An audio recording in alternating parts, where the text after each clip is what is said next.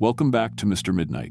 I'm your host, and tonight I've got 8 scary true stories from Alaska's ghost towns that will seriously freak you out. These aren't made-up stories. These really happened to real people. We're talking about normal folks like delivery drivers, gas station workers, and people on hunting trips who took a wrong turn and ended up somewhere they really shouldn't have been. These ghost towns looked empty, but something was still there, waiting. And what happened to these people? Well, some of them barely made it out, and others, they're not quite the same anymore. So, grab a blanket, maybe leave a light on, and let's jump into these stories. Just remember, if your GPS starts acting weird and takes you to a town that's not on any map, turn around and drive away as fast as you can. Trust me on this one. Let's get started.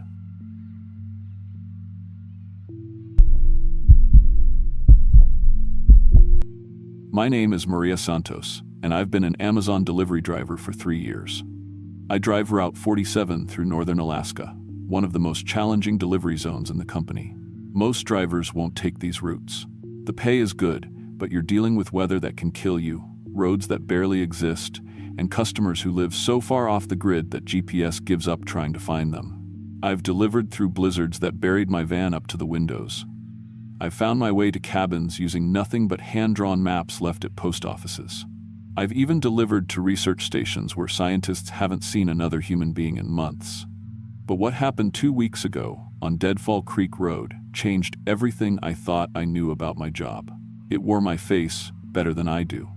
Sometimes I still don't know which one of us made it out. The day started normal enough. December 15th, temperature sitting at -20. My van was loaded with the usual mix: Amazon, boxes, priority mail, a few overnight packages. The route scheduler had assigned me a delivery to Deadfall Creek, coordinates 64.7536 degrees north, 147.354, 4 degrees west. I'd never heard of the place, but that wasn't unusual. Alaska has tiny communities scattered everywhere. The package was standard size, addressed to current resident, 1247 Mining Road, Deadfall Creek, AK. No name, which was weird but not unheard of. Sometimes people move into old cabins and haven't updated their mail forwarding yet. The return address was from some genealogy company in Seattle. I loaded up my Sprinter van at 6 a.m., full tank of gas, emergency kit in the back, satellite phone charged. Company protocol for remote deliveries. The GPS took me north on the Stees Highway for about 2 hours, then directed me onto a series of smaller and smaller roads. By 10 a.m., I was driving on what could barely be called a road, more like tire tracks in the snow. That's when the weather hit. The forecast had called for light snow. What I got was a full whiteout blizzard that came out of nowhere. Visibility dropped to maybe 10 feet. Wind was howling so hard it was rocking the van. I should have turned around, but I was only half a mile from the delivery address, according to GPS. Big mistake. The road curved left around a hill, and suddenly I was driving through what looked like a tunnel of snow-covered buildings. Old wooden structures lined both sides of the road. A faded sign read, Deadfall Creek, Est, 1902, Pop, 247. But there were no lights in any windows, no smoke from chimneys, no tire tracks in the snow except mine. This was a ghost town. I found 1247 Mining Road easily enough, a 2-story general store with boarded windows and a caved-in roof on one side. But there was nowhere to turn around. The blizzard had gotten worse, and when I looked in my mirrors, I couldn't even see my own tire tracks anymore. The wind had filled them in. I was trapped. I grabbed the package and ran to the store's front door, hoping to just leave it and get out. But the door was unlocked. It swung open when I touched it. Inside, someone had set up a small living space. Sleeping bag, camp stove, battery-powered lantern. Like someone was staying here temporarily. That's when I opened the package. Inside were dozens of old black and white photographs. Pictures of Deadfall Creek when it was alive, men in mining gear, families standing in front of the store, children playing in the street. Normal, old-timey photos, except for one thing. One of the women in a 1952 family photo looked exactly like me. Same face, same hair, even the same small scar on my left eyebrow from when I fell off my bike as a kid. She was wearing a postal uniform, standing next to an old mail truck. The back of the photo was labeled Maria Santos, Deadfall Creek Postal Delivery, 1952 to 1954. My hands started shaking. This was impossible. I wasn't even born until 1995. My family came to Alaska from Mexico in 2010. There was no way any relative of mine had lived in this town. But the face was mine. Exactly mine. The blizzard was getting worse. When I looked outside, my van was already buried past the wheel wells. I was stuck until the storm passed. I tried my satellite phone. No signal. The radio in my van was just static. That's when I saw her. Through the frosted window of the store, I could see someone standing next to my van, someone wearing an Amazon delivery uniform. Someone with my face. She was moving exactly like me. When I lifted my hand, she lifted hers. When I stepped to the left, she stepped to the left. Like I was looking in a mirror, except I was standing inside a building, and she was outside in a blizzard. I ran to the door and threw it open. "Hey!" She turned toward me, and I was looking at myself. Perfect copy, same uniform, same work boots, same delivery scanner in her hand, but her movements were just slightly wrong. Like someone trying to copy how a person walks, but getting the timing off. "You're late," she said in my voice. "I've been waiting for you."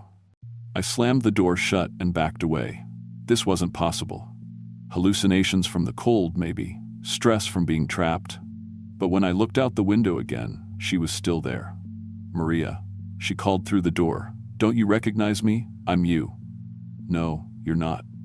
My voice was shaking. "Remember when you were 7 and Mom made that Halloween costume? The zombie princess? You were so proud of it." I froze. That memory was real. I'd never told anyone about that costume. Mom had spent weeks making it by hand. "Remember your first day at Amazon? You got lost trying to find the distribution center and showed up 2 hours late. You thought they were going to fire you, but Jake just laughed and said everyone gets lost the first time. She knew things only I could know. Personal things, work things." The door opened, and she walked in like she owned the place. Up close, the resemblance was perfect. Every freckle, every line. But her eyes were wrong. Too bright. Too knowing. "You can't be me," I whispered. "Why not? I know everything you know. I have all your memories." She sat down on the sleeping bag like she belonged there. "I even know things you've forgotten. Like the real reason you moved to Alaska." "I moved here for work." "No." Her smile was exactly like mine, but colder. "You moved here because of David. Because he cheated on you with your sister, and you couldn't stand being in the same state as them anymore." I'd never told anyone that. Not my family, not my friends, not even my therapist. It was my deepest shame, the thing that kept me awake at night. "How do you know that?" "Because I am you. The real you. You're just confused." She pulled out a phone, my phone, and started scrolling through it. "Look, I've already called Mom this morning. Told her you're fine." She showed me the call log. A 2-minute conversation with my mother at 8:47 a.m. But I'd been driving at 8:47. I hadn't called anyone. "Mom couldn't tell the difference," she said casually. I even remembered to ask about her doctor appointment. "You always forget to ask about her health." My hands were shaking. "What do you want?" "I want my life back. You've been living it, but not very well. Did you know you're up for a promotion? They're making Jake the new route supervisor, and he's been recommending drivers for advancement. But your performance reviews have been slipping." She was right. I'd been getting written up for late deliveries, missed scans. The job was wearing me down. "I can do better," she continued, pulling up my Amazon employee app on my phone. "Look." The screen showed my delivery stats, but they were impossible. According to this, I'd made 17 deliveries today before coming to Deadfall Creek. Perfect scan times, 0 customer complaints, 100% on-time delivery rate. That's not possible. I only made 4 deliveries. I made the others. While you were driving here, I was taking care of your route. Efficiently. The way you should have been doing it all along. I grabbed the phone from her hands. The delivery confirmations were all there. Photos of packages at front doors I'd never seen, GPS coordinates I'd never been to, customer signatures I'd never witnessed. But according to Amazon's system, I'd done all of it. "You're insane." You can't just watch. She took out my delivery scanner and turned it on. My login credentials worked perfectly. She pulled up my route for tomorrow, started optimizing delivery stops. See how much more efficient this order is? You waste so much time doubling back on yourself. She was right. The route she'd planned would save at least 2 hours. I've also been responding to your emails, she said. That complaint from Mrs. Henderson about her package being left in the rain? I handled it. Apologized, offered a gift card, got her to remove the negative feedback. I checked my work email. The conversation was there. Professional, courteous, effective. Better than how I usually handled customer complaints. And I accepted the overtime shifts for next week. You need the money for Mom's Christmas present. Again, she was right. I'd been meaning to pick up extra hours but kept putting it off. Stop it, I said. You can't just take over my life. I'm not taking it over. I'm living it properly, the way it should be lived. She stood up and walked to the window. The blizzard was starting to clear, but my van was still completely buried. Help will come soon, she said. Search and rescue tracks missing delivery drivers. When they find this place, they'll find both of us. 2 identical Mariahs. But which one do you think they'll believe is real? I'm real. I have memories, a life. So do I. And I have proof that I'm the better version. She turned back to me. Better work performance, better customer relations, better family communication. I even posted on your Instagram yesterday. Got more likes than you've gotten in months. She showed me my Instagram, a photo I'd never taken, of a sunset over the mountains with some inspirational caption about finding beauty in hard work. 247 likes. My usual posts got maybe 30. Your friends love the new you. Sarah even commented that you seem happier lately. I stared at the phone. Sarah and I hadn't talked in weeks. I'd been too depressed, too isolated. But according to this, we'd been having regular conversations. I've been living your life for 3 days, she said. Ever since you left Fairbanks. I've been taking care of your responsibilities, your relationships, your job, and I've been doing it better than you ever did. That's impossible. I've been me this whole time. Have you? When was the last time you felt truly happy? When was the last time you were excited about something? When was the last time you felt like you were living instead of just surviving? I couldn't answer. She was right. I'd been going through the motions for months, maybe years. I love this job, she said. I love the challenge, the independence, the feeling of connecting people to what they need. You just see it as a way to pay bills and avoid dealing with your problems. That's not true, isn't it? When's the last time you felt proud of a delivery? When's the last time you went the extra mile for a customer? When's the last time you actually wanted to get up and go to work? I couldn't remember. Through the window, I could see lights in the distance. Search and rescue, just like she'd predicted. They'll be here in 10 minutes, she said. And they'll find 2 women who look identical, both claiming to be Maria Santos. But I can prove I'm the real one. How? She smiled. Because I know your Amazon employee number, your driver's license number, your social security number. I know your route better than you do. I know your customers' names and their delivery preferences. I know the code to your van's lockbox and your employee login credentials. I know everything you know, plus everything you've forgotten. The rescue team was getting closer. I could hear snowmobiles. But most importantly, she continued, I want this life. You've just been enduring it. The door burst open, 3 search and rescue workers in heavy coats, bringing cold air and snow. Maria Santos, the lead rescuer, called out. That's me, we both said at exactly the same time. The rescuers stopped, staring at 2 identical women in identical uniforms. The leader said. Which one of you called in the missing driver report? I did, my double said immediately, when I realized my delivery van was overdue. I've been tracking my own route. That was smart. Of course she would have thought of that. Ma'am, another rescuer said to me, can you provide some identification? I reached for my wallet, but she was faster. She handed over my driver's license, my Amazon ID badge, my insurance card, everything. How do we verify identity? The lead rescuer asked his partner quietly, but we both heard. Standard questions, the partner replied. Personal information. They started asking questions. Employee ID number, home address, emergency contact information. She answered everything perfectly.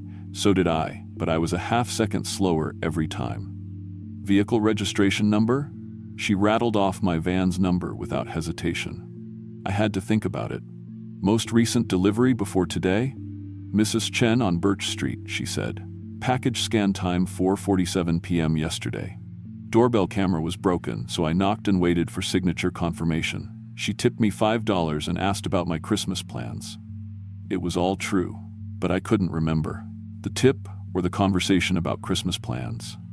This is ridiculous, I said. I'm Maria Santos. I don't know what she is, but she's not me.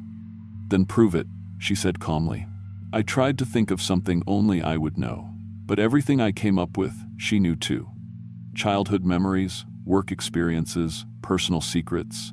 She had access to everything. The rescuers were getting impatient. They had other emergency calls to respond to. Look, the leader said, we need to make a decision here. Can either of you prove definitively that you're the real Maria Santos? I rolled up my sleeve, showing them the scar on my arm from when I crashed my bike into a fence when I was 12. She immediately rolled up her sleeve. Same scar. Exactly the same. That proves nothing, she said. We have the same body. Because you're copying me. Or you're copying me. The rescuers exchanged looks. They were trained for medical emergencies and wilderness. Rescue, not identity mysteries. We're going to have to take both of you back, the leader decided. Let the authorities sort this out. But as they prepared to leave, she did something clever. She grabbed my delivery scanner and started completing the failed delivery report for the Deadfall Creek package. Her fingers moved quickly over the device, like she'd been using it for years. Sorry about this, she told the lead rescuer. I need to close out this delivery before we go. Company policy. The rescuer nodded approvingly. She was being professional, responsible, following procedures even in an emergency. I watched her work. She knew the scanner interface better than I did. Her movements were confident, efficient. She even took a photo of the general store to prove the delivery attempt, documenting the undeliverable address properly. There, she said, showing the completed report. Route 47 is officially closed for the day. The rescuers were impressed. I could see it in their faces. She was handling this situation like a professional. I was just standing there, confused and scared. We loaded into the rescue vehicle, me sitting across from my double. During the ride back to town, she made conversation with the rescuers. Asked about their training, their equipment, showed genuine interest in their work. They liked her. I sat in silence, trying to figure out what was happening to my life. Back in Fairbanks, the police took our statements separately. She told a coherent story about a delivery that went wrong, equipment malfunctions, and getting temporarily confused due to exposure and stress. She suggested I might be suffering from a psychological break due to job pressure and isolation. My story sounded crazy even to me. They released her after 2 hours. They kept me for psychiatric evaluation. By the time I got out, she'd already worked 2 full days of my route. Perfect delivery stats. 3 customer compliments, a note in my file from my supervisor praising my improved attitude and work quality. I tried to go back to work, but something was wrong. The van felt unfamiliar.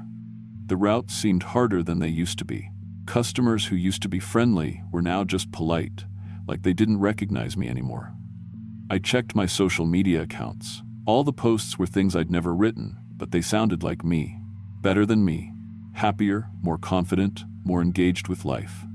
My mother called to tell me how much she enjoyed our conversation last week. A conversation I'd never had. Friends started commenting on how much I'd changed, how much better I seemed, how much more positive I was. But I felt worse than ever. 2 weeks later, I requested a transfer to a different route. I couldn't handle being on Route 47 anymore. Every delivery felt wrong, like I was trying to do someone else's job. My replacement driver found something in my old van, a note tucked under the driver's seat, written in my handwriting. Thank you for setting me free. I never wrote that note. Sometimes late at night, I wonder if she's still out there. The better version of me, the one who actually wanted my life. I check my reflection in mirrors, looking for signs that I'm not the real Maria Santos. And sometimes, I think maybe she was right. Maybe she was the real me, and I'm just the copy who got confused. Maybe that's why everything feels so hard now, why nothing feels quite right. Maybe the wrong Maria Santos made it out of Deadfall Creek. The thought keeps me awake at night.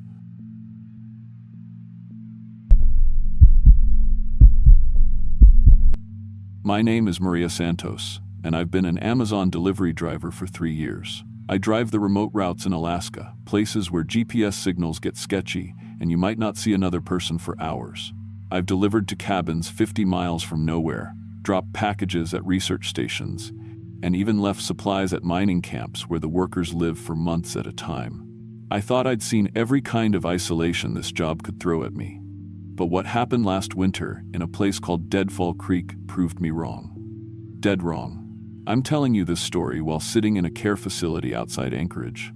My hands are bandaged because I clawed my fingernails down to the bone trying to scratch my way out of my own mind. The doctors say I had what they call a psychotic break. My husband says I disappeared for 4 days and came back a different person. My kids don't visit anymore because I don't always recognize them. But I know what really happened in Deadfall Creek, even if nobody believes me. It started on a Tuesday in February, the kind of day where the temperature hits -30 and your breath freezes before it leaves your mouth. I was working the northern route, my usual run that takes me through small towns and isolated addresses scattered across hundreds of miles of wilderness. Most drivers hate this route because it's lonely and dangerous, but I like the quiet. No traffic, no angry customers complaining about late deliveries. Just me, my van, and the endless white landscape. That morning, I had 47 packages to deliver across 12 stops. Nothing unusual there. I loaded up my van at the depot in Fairbanks at 6 a.m., checked my scanner, and hit the road. The first 6 deliveries went smooth. A ranch outside Nenana, a hunting lodge, couple of remote homesteads. Standard stuff. Then my GPS gave me the 7th stop. The address showed up as 1247 Main Street, Deadfall Creek, Alaska. I'd never heard of Deadfall Creek, but that wasn't weird. There are dozens of tiny settlements scattered across Alaska that barely exist on any map. What was weird was the package itself. Heavy box, about the size of a microwave, but the shipping label was strange. Instead of a person's name, it just said, "Current resident," in the name field. Return address was blank except for a P.O. box in Juneau. I punched the GPS coordinates into my scanner and started driving. The route took me off the main highway onto a gravel road that wasn't marked on any of my maps. For 20 miles, I drove through thick forest with snow piled 8 feet high on both sides. No tire tracks, no footprints, no sign that anyone had been down this road in weeks. Then the trees opened up, and I saw it. Deadfall Creek was a ghost town. I'm talking about a real, old-fashioned ghost town, like something from a Western movie. Main Street was lined with wooden buildings, a general store, a saloon, a post office, maybe 20 structures in total. Everything was covered in snow and ice, but the buildings looked solid, not collapsed or burned out like most abandoned places. Just empty. My scanner was beeping, telling me I'd reached the delivery address. According to the GPS, 1247 Main Street was the general store right in the middle of town.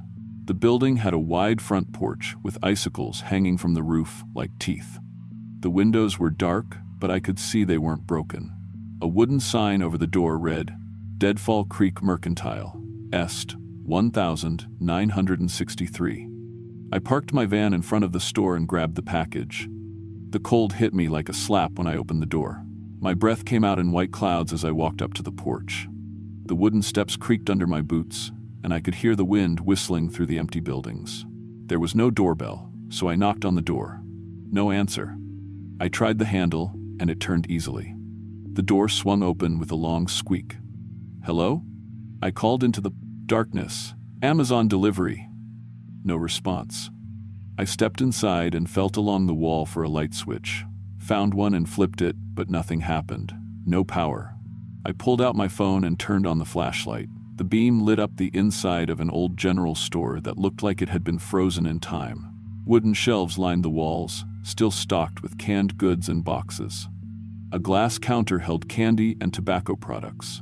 Behind the counter, an old cash register sat next to a scale for weighing items. Everything was covered in dust, but it all looked preserved. Like the people had just walked out one day and never came back. I set the package on the counter and looked around for somewhere to leave it safely. That's when I noticed the photos hanging on the wall behind the register. Black and white pictures of the store when it was operating. Men in wool coats and women in long dresses, shopping, kids buying candy, the store clerk, a middle-aged man with a mustache, standing behind the counter with his arms crossed. In one photo, I could see other customers browsing the shelves. A woman in a dark coat looking at canned goods. An elderly man examining boots near the back of the store. They all looked happy, normal, alive. I was studying the photos when I heard the wind pick up outside. Then I heard my van door slam. I rushed outside to find my van buried under 3 feet of snow. A blizzard had rolled in from nowhere. The kind of sudden storm that Alaska is famous for. The wind was howling so loud I could barely hear myself think, and the snow was coming down so thick I couldn't see 10 feet in any direction. My van wasn't going anywhere. The snow had already covered the windows and was building up against the sides. I tried to dig out the driver's door, but for every shovelful I moved, the wind blew in 2 more. I was stuck. I ran back into the store and tried my radio. Static. Tried my cell phone. No signal. The storm had cut me off completely. I figured I'd wait it out. These sudden storms usually blow through in a few hours. I had emergency supplies in my van, sleeping bag, food, water, flares, but I couldn't get to them with the van buried.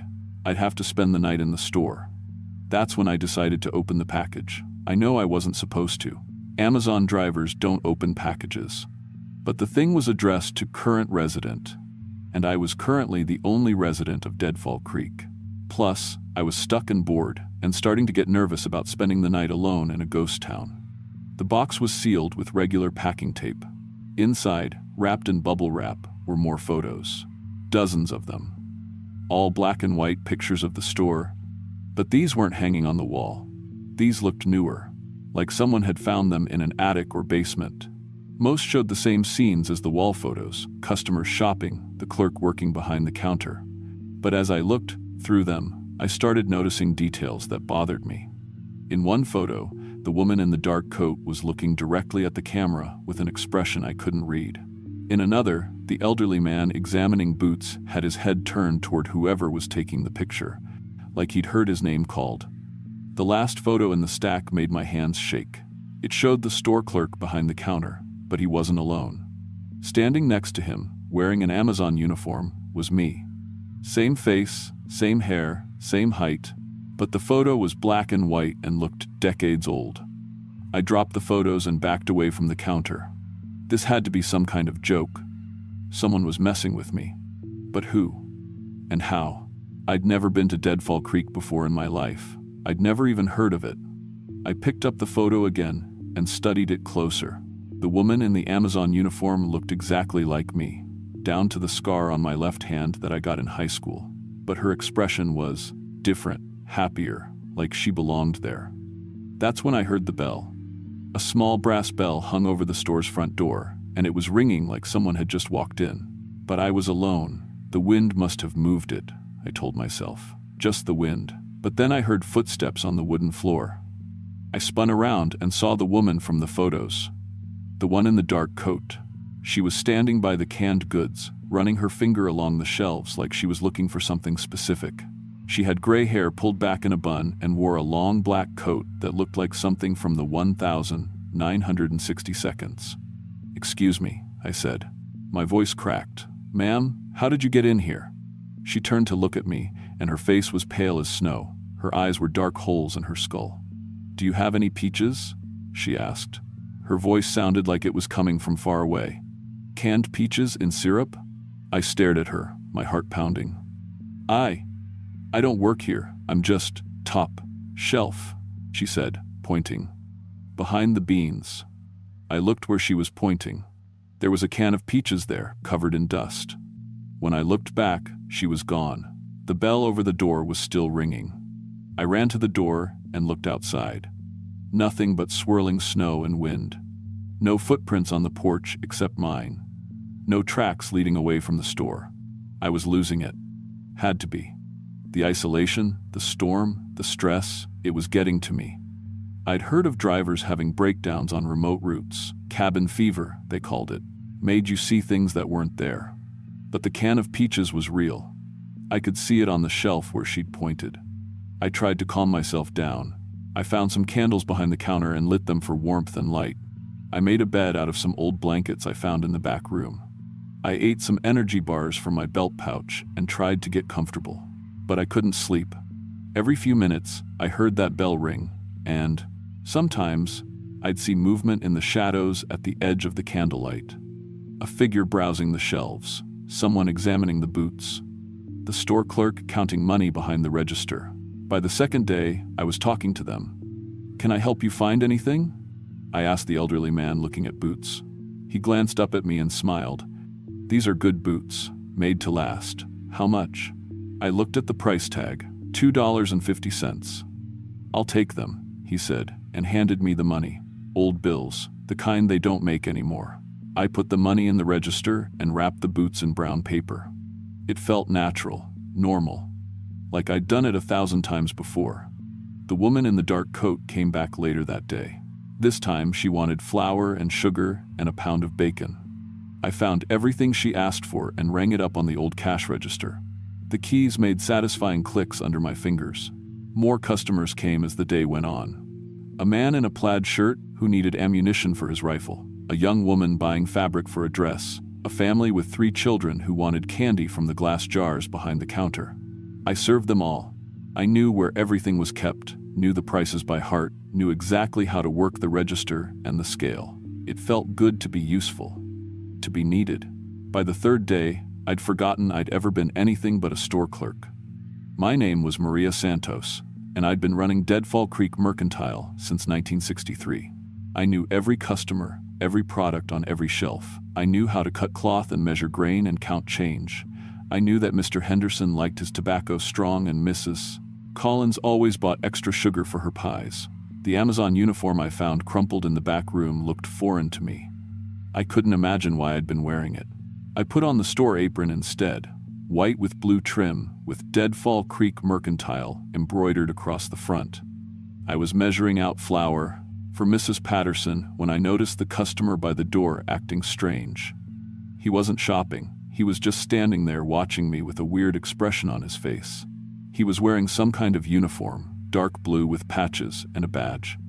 "Can I help you?" I asked. He didn't answer. He just kept staring. That's when I noticed he wasn't alone. There were 3 more of them, all dressed the same way. They had serious faces and were talking into little radios.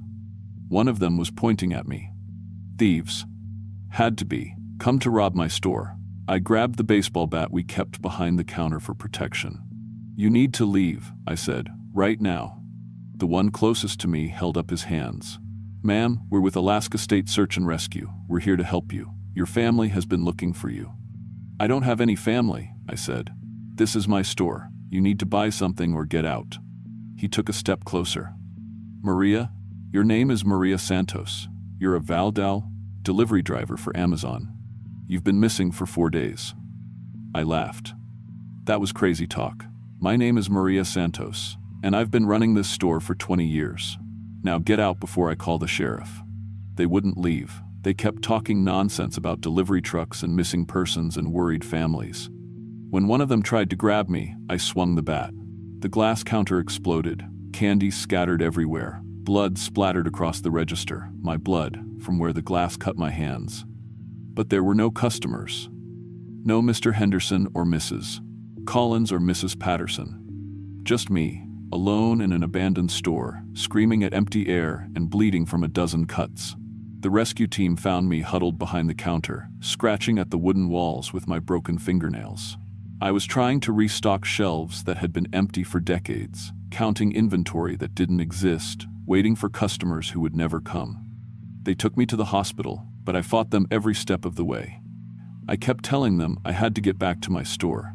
People were counting on me. Mr. Henderson needed his tobacco. Mrs. Collins was waiting for her sugar. The Patterson family was coming by for groceries. The doctors said I was suffering from severe hypothermia and dehydration. They said I'd been hallucinating from stress and isolation. They said there was no store, no customers, no life in Deadfall Creek. just an abandoned town that had been empty since the 1960 seconds. They were wrong. I spent 3 months in the psychiatric ward. The doctors gave me pills and therapy and tried to convince me that I was a delivery driver, not a store clerk. They showed me pictures of a husband I didn't recognize and children I'd never seen. They said these people were my family, that they loved me, that they wanted me to come home. But I knew better. My home was the store in Deadfall Creek. My customers were waiting for me. The shelves needed restocking, the register needed counting, and someone had to be there to serve the people who depended on us. Amazon fired me while I was in the hospital. My husband filed for custody of my kids. My family stopped visiting when I didn't remember them. The state moved me to this care facility outside Anchorage, where I've been living for the past 5 years. The staff here is nice enough. They give me my pills and make sure I eat and let me help with small tasks around the facility. But they don't understand. When I count out their medications, I'm practicing for inventory day at the store. When I organize supplies in the storage room, I'm arranging merchandise for customers. When I sit by the window during snowstorms, I'm watching for people who might need shelter. The doctors say I'm making progress. They say my episodes are less frequent now. But what they don't know is that I still visit the store every night in my dreams. I unlock the door at sunrise and light the oil lamps and arrange the merchandise just the way the customers like it. Mr. Henderson comes by for his tobacco. Mrs. Collins buys her sugar. The Patterson family brings their children for penny candy. And every night, just before I wake up, the woman in the dark coat comes to the counter with a can of peaches and says, "Thank you for keeping the store open, Maria. We all depend on you." The strangest part is what I found out later. The doctors showed me the official records for Deadfall Creek. The town was abandoned in 1963 after a blizzard trapped the residents for 2 weeks. When the rescue teams finally reached them, they found everyone dead of starvation and hypothermia, all except the store clerk, who was never found. His name was Miguel Santos. He was my grandfather. The package I delivered that day was never found. Amazon has no record of it being shipped. The GPS coordinates that led me to Deadfall Creek don't exist in their system. And according to the delivery scanner, I never made a stop that day at all. But I know what really happened. My grandfather kept that store running for 60 years after everyone else gave up. He served customers who needed him, counted inventory that kept the town alive, waited for supply trucks that would never come. And when his granddaughter finally found her way home, he was ready to train her. The nurses here think I'm getting better because I don't fight them anymore when they call me a delivery driver. I take my pills and go to therapy and pretend to remember a husband and children I've never seen. But that's just because I'm learning to be patient. You see, they have to let me out eventually, and when they do, I'm going back to Deadfall Creek. My customers are still waiting. The shelves need restocking, the register needs counting, and somewhere in the snow outside that store, there's a delivery van with emergency supplies that I never got to use. Sleeping bag, food, water, flares, everything I'll need to keep the store open through the next blizzard. Mr. Henderson's running low on tobacco, and Mrs. Collins needs sugar for her pies. The Patterson family will be by for groceries any day now. They're all counting on me, and I won't let them down again.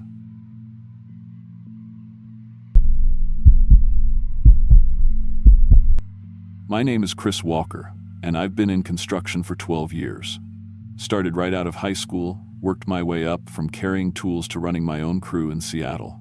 I've built everything from houses to office buildings, worked through rain, snow, and 100-degree heat. I thought I'd seen it all: workplace accidents, dangerous equipment, sketchy job sites. But what happened during my hunting trip to Alaska 3 months ago changed everything I thought I knew about survival. They kept the good meat in the schoolhouse basement. I know because I helped them cut it. The divorce papers came through on a Tuesday. Sarah got the house, I got the truck, and my hunting gear. My buddies kept telling me I needed to get away, clear my head, do something for myself. I'd been talking about that Alaska hunting trip for years: moose, caribou, maybe even a bear if I was lucky. Finally had the time and the money, so I booked a week in the wilderness outside of Fairbanks. I loaded up my Ford with everything: rifle, camping gear, enough food for 10 days. The plan was simple: drive up the Alaska highway, find a good spot away from other hunters, and prove to myself I could still handle things on my own.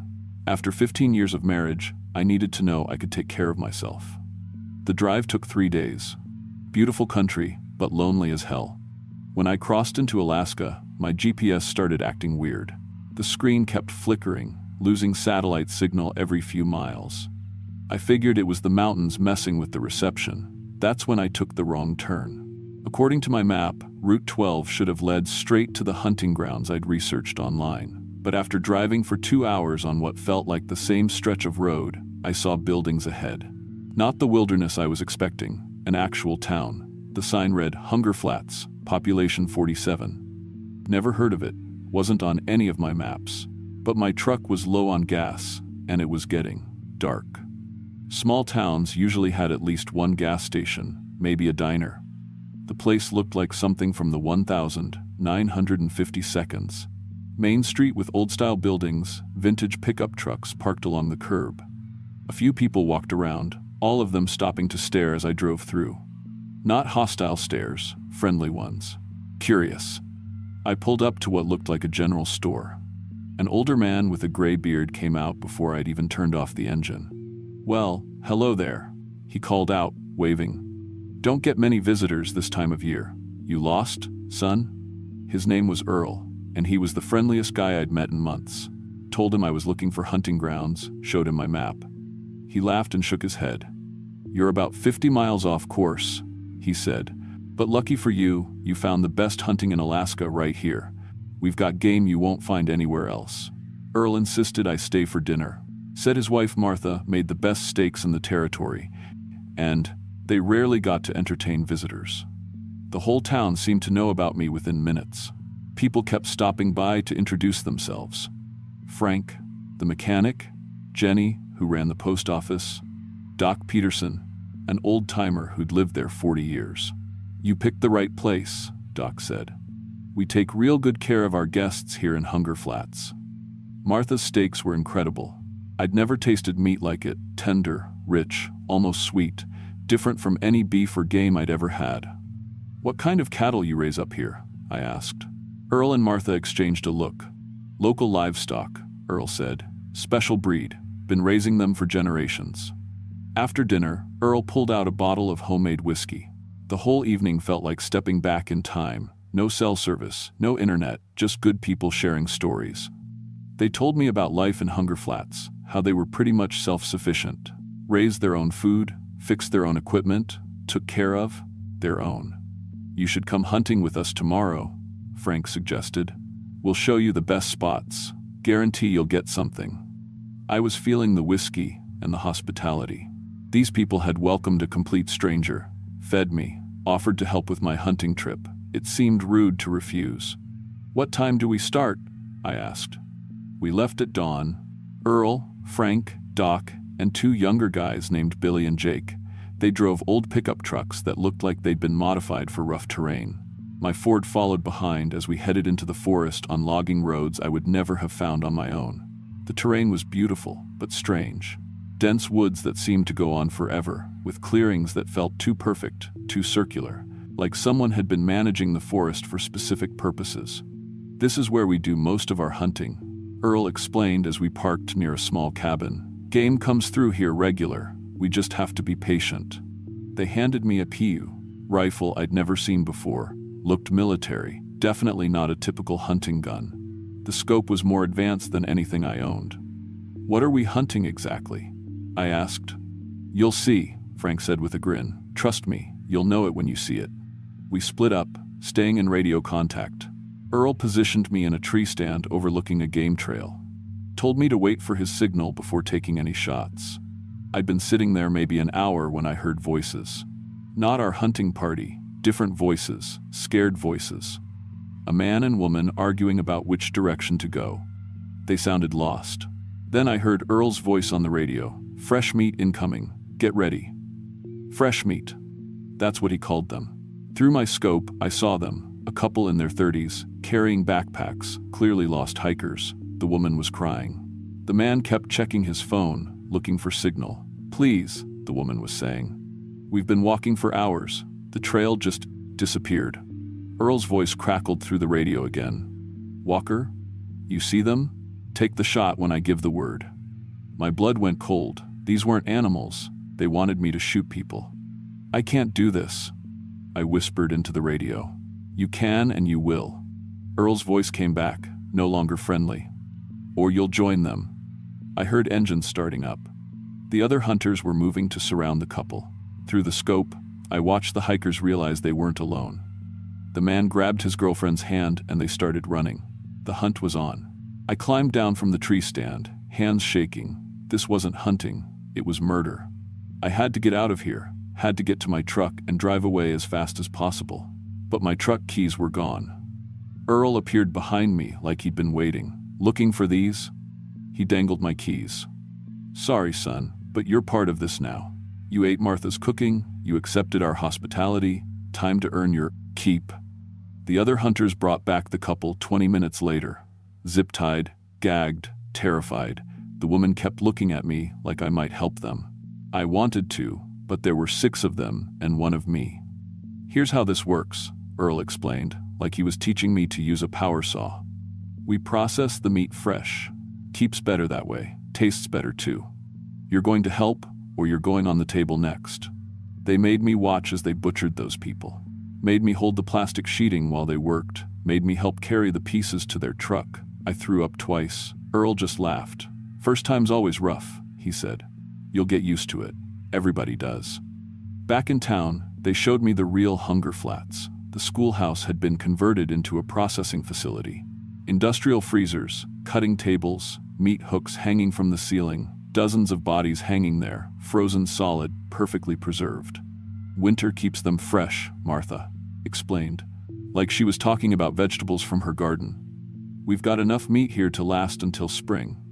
They gave me a choice, help them or become dinner myself, so I helped. I learned to cut, to package, to store. I learned which parts were best for steaks, which were good for stew meat, what to do with the organs. And I learned to eat it. The taste grew on me faster than I want to admit. After a week of their special meat, regular beef started tasting bland. The human flesh was richer, more complex. I found myself looking forward to meals. "You're getting the hang of it," Earl said one evening as we shared steaks from the latest catch. "Knew you would. Takes a special kind of person to appreciate the finer things." I tried to escape once, during a blizzard. Made it maybe 2 miles before their dogs found me. They dragged me back, half frozen, and made me watch as they processed my replacement, a hitchhiker who'd been unlucky enough to accept a ride from Billy. They made me do the cutting that time, made me take the first bite of fresh meat while it was still warm. That's when something broke inside me, or maybe something awakened. The next morning, I woke up excited about the day ahead. Excited about the hunt, about the meat, about being part of something bigger than myself. The construction worker from Seattle felt like someone else's life, someone weak and ordinary. Earl gave me my own hunting rifle after that, taught me the best techniques for taking down human prey, how to wound them so they couldn't run far, how to keep them alive and fresh until processing time. I got good at it, really good. Within a month, I was leading hunting parties myself. I knew the forest better than most of the locals now, knew where lost travelers were most likely to wander. I set traps, created false trail markers that led people deeper into our territory instead of back to safety. The community accepted me completely.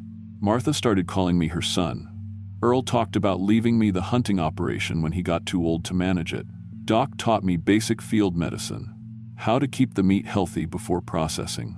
I even started a relationship with Jenny from the post office. Sweet girl, understood the importance of the community's traditions.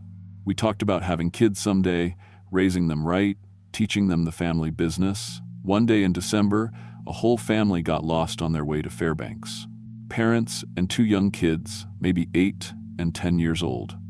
Their SUV had broken down about 15 miles from town, and they'd been walking for hours when our hunting party found them.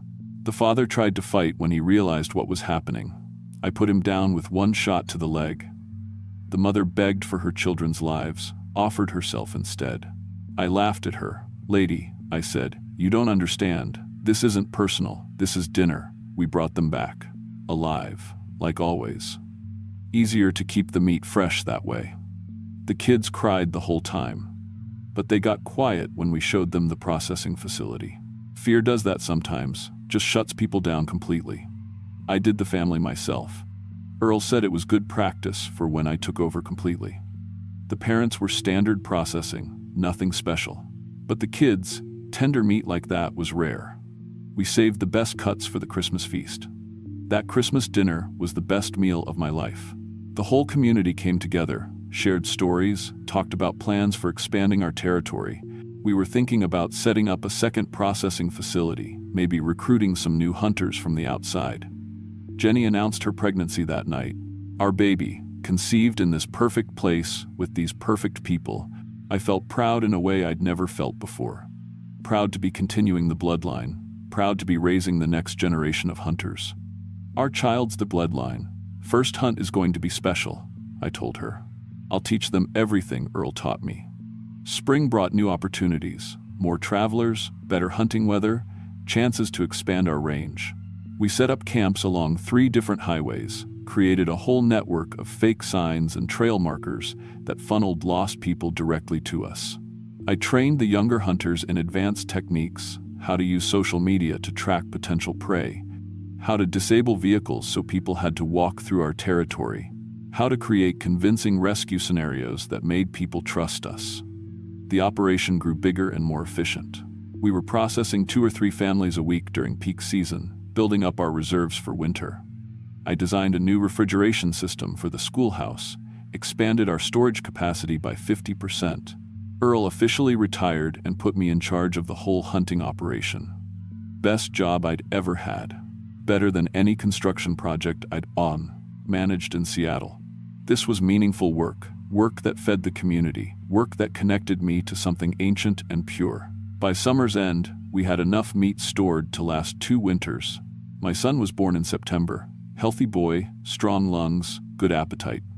Jenny and I named him Hunter, naturally. That's when you showed up, asking questions about missing persons, about strange disappearances along the Alaska highway. Funny thing is, you remind me of myself 3 years ago, lost, looking for something you can't quite name, hungry for experiences you've never had. I've been thinking, after talking with you for the past hour, you seem like good people. Smart, capable. The kind of person who could really contribute to a community like ours. Why don't you come visit us in Hunger Flats? Martha's always happy to cook for guests, and we'd love to show you our hospitality. I guarantee you've never tasted anything like what we serve. Just follow Route 12 north from Fairbanks. When your GPS starts acting up, you'll know you're getting close. Look for the sign, Hunger Flats. Population 48. We recently updated that number. Trust me, you'll fit right in, and once you've had Martha's cooking, you'll never want to leave. None of our guests ever do.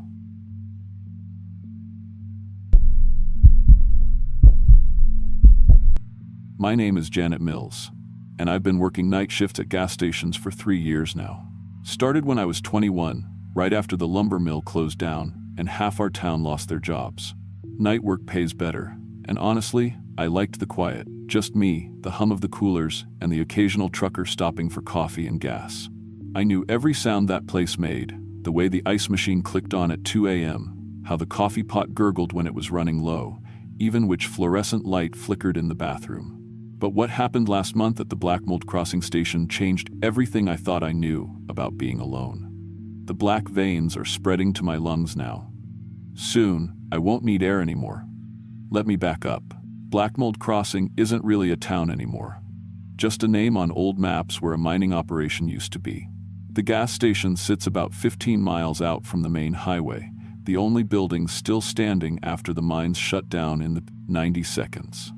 My manager Carl hired me because nobody else wanted to work way out there. Can't say I blamed them. During the day, you might see a handful of cars, mostly locals, taking the back road to avoid traffic. But at night, sometimes I'd go 6 hours without seeing headlights. The station itself was typical. 2 pumps out front, a small convenience store with the usual snacks and drinks, a coffee station that I kept running all night, and a small office in the back where I could do paperwork between customers. Everything worked fine, mostly. The register was old but reliable, the security cameras covered all the angles, and I had a landline phone that connected to both the sheriff's office and my supervisor if anything went wrong. Carl had given me the rundown my first week: keep the coffee fresh, restock the coolers, and call if anything seemed off. Out there, you're basically on your own, he'd said. But nothing ever happens. That's why the pay's good. For 3 months, he was right. I'd clock in at 11 p.m., do my opening routine, check the register, start fresh coffee, turn on all the outside lights, and settle in for 8 hours of mostly nothing. I brought books, magazines, sometimes my old laptop to watch movies when the Wi-Fi cooperated. Truckers would stop around midnight, and again near dawn. Local guys heading to early shifts might grab coffee around 5 a.m. Otherwise, it was just me and the sounds of the building. The night everything changed started normal. October 15th, cold and clear, with that sharp smell in the air that means winter's coming. I'd been working there 14 weeks, had the routine down solid. Coffee started at 10:45, register counted and ready by 11. Outside lights bright enough to see the whole parking lot. I was reading some paperback thriller when I heard a car pull up around 2:30 a.m. From the office window, I could see it was an old sedan, maybe from the 90s, paint faded and one headlight dim. The driver sat there for a few minutes with the engine running, which wasn't unusual. People sometimes stopped to check directions or make phone calls, but then I heard the car door slam, and when I looked up, I saw someone stumbling toward the front entrance. The man was maybe 40, wearing a work shirt and jeans, but something was wrong with how he moved. Not drunk, I'd dealt with plenty of those. This was different. He kept one hand pressed against his side, and even through the glass doors, I could see dark stains on his shirt. Blood, I thought, and my first instinct was to grab the phone and call 911. He pushed through the front door and immediately collapsed against the candy rack, sending bags of chips scattering across the floor. That's when I got a good look at him, and what I saw didn't make sense. The blood on his shirt wasn't red, it was black, thick like motor oil, and it seemed to be seeping through his clothes rather than flowing from any visible wound. "Help me," he gasped, and his voice sounded wet, like he was speaking through liquid. "Please, I need." He never finished the sentence. His legs gave out, and he hit the floor hard, that black fluid spreading in a pool around him. I grabbed the phone to call for an ambulance, but when I looked back, he wasn't moving. Not breathing, either. I'd never dealt with a dead body before, but I knew I had to try something. I came around the counter, stepping carefully to avoid the black puddle, and knelt down to check for a pulse. His skin was ice cold, and when I pressed my fingers to his neck, some of that black stuff got on my hands. It felt wrong, not like blood or any liquid I'd ever touched. Thick, but somehow alive, like it was moving on its own. The smell hit me then. Sweet and rotten, like fruit left too long in the sun, but with an underlying chemical tang that made my eyes water. I wiped my hands on a towel and called 911, but the operator said it would be at least 40 minutes before anyone could get out to our location. The nearest ambulance was dealing with a car accident on the main highway. So I waited, covered the body with a tarp from the storage room, mopped up most of the black fluid, and tried to keep the store normal in case any other customers showed up. None did. When the sheriff's deputy finally arrived around 4 a.m., he took one look at the scene and called for the coroner. They bagged the body, took my statement, and told me the county would clean up any remaining mess. What they didn't clean was the spot where that black fluid had touched my hand. I'd washed it thoroughly, scrubbed with soap and hot water, even used some hand sanitizer from behind the counter. There was still a small cut on my knuckle from changing a light bulb earlier that week, and some of that stuff had gotten in. By morning, when my replacement shift arrived, I had a thin black line running from the cut toward my wrist. It didn't hurt, didn't feel like anything, really. Just looked like ink under the skin. I figured it was some kind of stain that would fade, so I didn't mention it to anyone. That was my first mistake. The black line spread, not fast, but steady, maybe an inch every few hours. By the time I woke up that afternoon, it had reached my elbow. I drove to the local clinic, but they'd closed early for some kind of training seminar. The next nearest doctor was 2 towns over, an hour's drive, and I was supposed to work again that night. I called Carl to ask about covering my shift, but he was dealing with 3 other employees who'd called in sick. "Unless you're dying, I need you there," he said. "It's just you and me keeping that place running." So I went to work. The black veins, because that's what they looked like now, veins under my skin, had spread to my shoulder by 11 p.m. Still no pain, but I was starting to feel different. Not sick, exactly. Just different. Food didn't taste right. I'd grabbed a sandwich for dinner, but after 2 bites, it tasted like cardboard. Same with the coffee I usually drank all night. Everything seemed bland, flavorless. Around 1 a.m., I went to throw out some expired milk from the cooler, and that's when I smelled it. Behind the building, where we kept the dumpster, something smelled incredible. Rich and earthy, like the most delicious meal I'd ever imagined. I followed the scent to a pile of old produce and moldy bread we'd thrown out earlier that week. It should have been disgusting. Instead, my mouth watered. I actually reached for a piece of moldy cheese before catching myself. What the hell was wrong with me? Back inside, I caught my reflection in the security monitor. The black veins had spread across my neck and were creeping up toward my jaw. But worse than that were my eyes. They looked darker, like the pupils were expanding. And when I smiled, testing to see if everything else looked normal, my teeth seemed sharper. The next customer who came in was a trucker, regular guy named Mike who stopped by twice a week. But when he walked through the door, something in my brain changed. Instead of seeing a customer, I saw something else. Food. Prey. The thought came out of nowhere, and it scared me so badly I hid in the office until he finished getting gas and left. By dawn, I could barely speak. My voice had become a raspy whisper, and words felt strange in my mouth. When the morning shift arrived, I just waved and left, without the usual small talk. Drove home, called in sick for the next few nights, and tried to figure out what was happening to me. The internet wasn't much help. Black veins under skin brought up everything from blood clots to drug addiction, none of which fit. But when I searched for black mold crossing and infection, I found old newspaper articles from the mining days.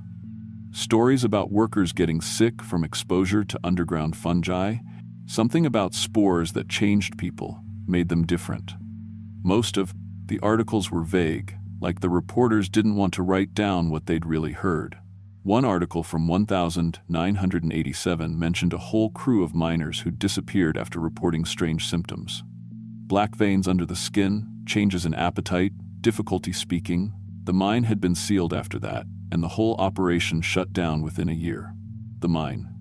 I drove out there the next day, even though every instinct told me not to. Found the old entrance about 2 miles past the gas station, hidden behind a chain-link fence with warning signs about unstable ground. But the fence had holes in it, and some of the warning signs were knocked down. I could smell them before I saw them, that same rich, earthy scent that had drawn me to the moldy food. Inside the mine entrance, just past where the sunlight faded, there were shapes moving in the darkness, human-shaped, but wrong somehow. When one of them stepped into the light, I saw what I was becoming. Skin like hardened, leather, black veins covering every inch, eyes completely dark, teeth like broken glass. It had been human once, but not anymore. And when it saw me, it smiled and spoke in that same raspy whisper I was developing. "Welcome home, sister." I ran, got back to my car and drove away as fast as I could. But I could feel them in my head now, a constant whisper telling me to come back, to bring others, to spread the infection. The gas station called the next week. Carl said I'd been gone too long, that he had to let me go. But I wasn't planning to go back anyway. Not to work. The black veins had spread across my face now, and my skin was starting to harden. I could digest things that should have made me sick, spoiled meat, rotten vegetables, things I found in dumpsters behind restaurants, but I was getting hungry for something else. Something warm and fresh. Last night, I went back to the station. Not to work, to hunt. My replacement was some college kid named Danny, probably desperate for the money like I'd been. When he saw me walk in, his face went white. "Ma'am, are you okay? You look really sick." I tried to tell him I was fine, but the words came out as a hiss. So instead, I showed him how okay I was. How much better than okay, the black fluid that had infected me. It's not just for changing people, it's for making more of us. And now Danny's on his way to join our family in the mine, where we're planning something bigger. Something that'll reach beyond Black Mold Crossing. See, we figured out something important. The infection spreads faster through contact with certain people. People who work alone, people who are desperate, people who won't be missed right away. Gas station clerks are perfect, but so are security guards, janitors, night shift factory workers. All the invisible people keeping society running while everyone else sleeps. We're patient, we can wait, and we're getting so much better at looking human when we need to. You've been listening to my story for 15 minutes now. That's long enough for the spores I've been releasing through this recording to take effect. Check your hands. Look for a small cut, maybe something you didn't notice before. Do you see the black line yet? Welcome to the family.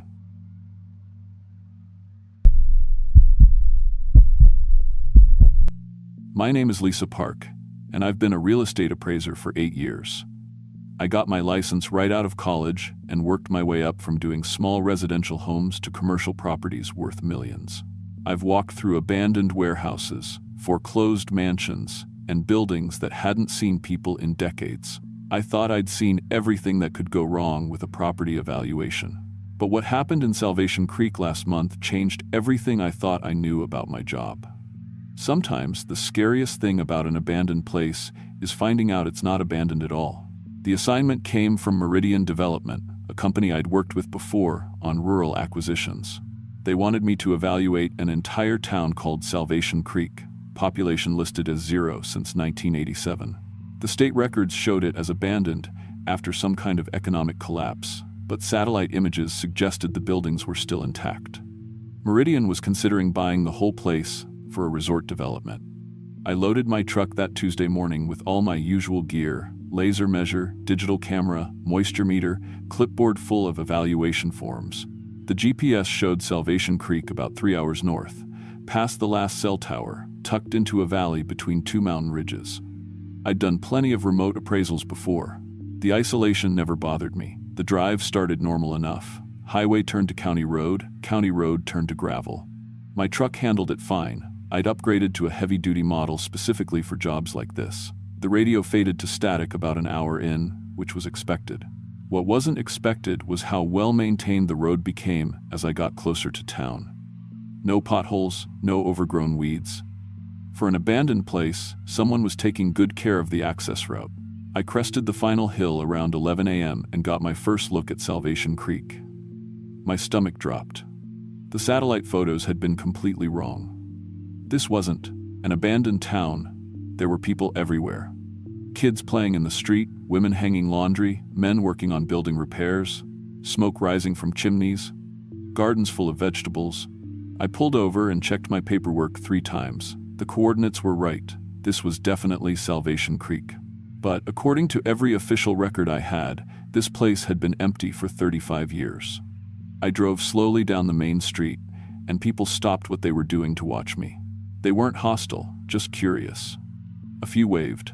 Kids ran alongside my truck for a block before their mothers called them back. It looked like any small rural community, except for one thing. Everyone was dressed like it was still 1987. Simple clothes, nothing modern. No cell phones, no modern cars. The newest vehicle I saw looked like it was from the early 80s. I parked in front of what used to be the town hall, a 2-story brick building that was supposed to be my first evaluation point. Before I could get out of my truck, a man approached. He was maybe 60, with gray hair and kind eyes, wearing a simple button-down shirt and work pants. "Welcome to Salvation Creek," he said through my open window. "I'm Father Abraham. You must be the appraiser we've been expecting." That stopped me cold. Expecting me? I wasn't told anyone would be here. He smiled, and something about it made me uncomfortable. "God tells us many things, Miss Park. We've been preparing for your visit. Would you like some coffee before you begin your work?" I didn't remember telling him my name. I checked my paperwork again. I'd definitely been told the town was abandoned. But here was this man, acting like I was expected. "I'm sorry, there must be some confusion. My client believes this property is unoccupied." "Oh, there's no confusion," Father Abraham said. "We've been living here quite legally for many years. We have all the proper documentation, but please, Inspect. Whatever you need to inspect. We have nothing to hide. He seemed reasonable enough, so I got out with my equipment. I'll need to evaluate the structural integrity of all the major buildings, check the infrastructure, utilities. Of course, I'll have some of our people show you around. He raised his hand, and immediately several men and women approached. This is God's work you're doing, Miss Park. Property evaluation serves his greater purpose. That was an odd thing to say, but rural communities often had their own way of looking at things. I started with the town hall, Father Abraham following along as I measured rooms, checked the foundation, tested the electrical outlets. Everything was in surprisingly good condition. Better than good. It was like the building had been frozen in time and carefully maintained. You've done excellent preservation work, I told him, making notes on my forms. We believe in taking care of what God provides, he replied. Nothing should be wasted or allowed to decay. As we moved through the building, I noticed more people gathering outside. Not threateningly, but they seemed very interested in what I was doing. Every window had faces pressed against it. When I tried to take photos of the exterior, someone was always in the shot, just watching. Your community seems very close-knit, I said.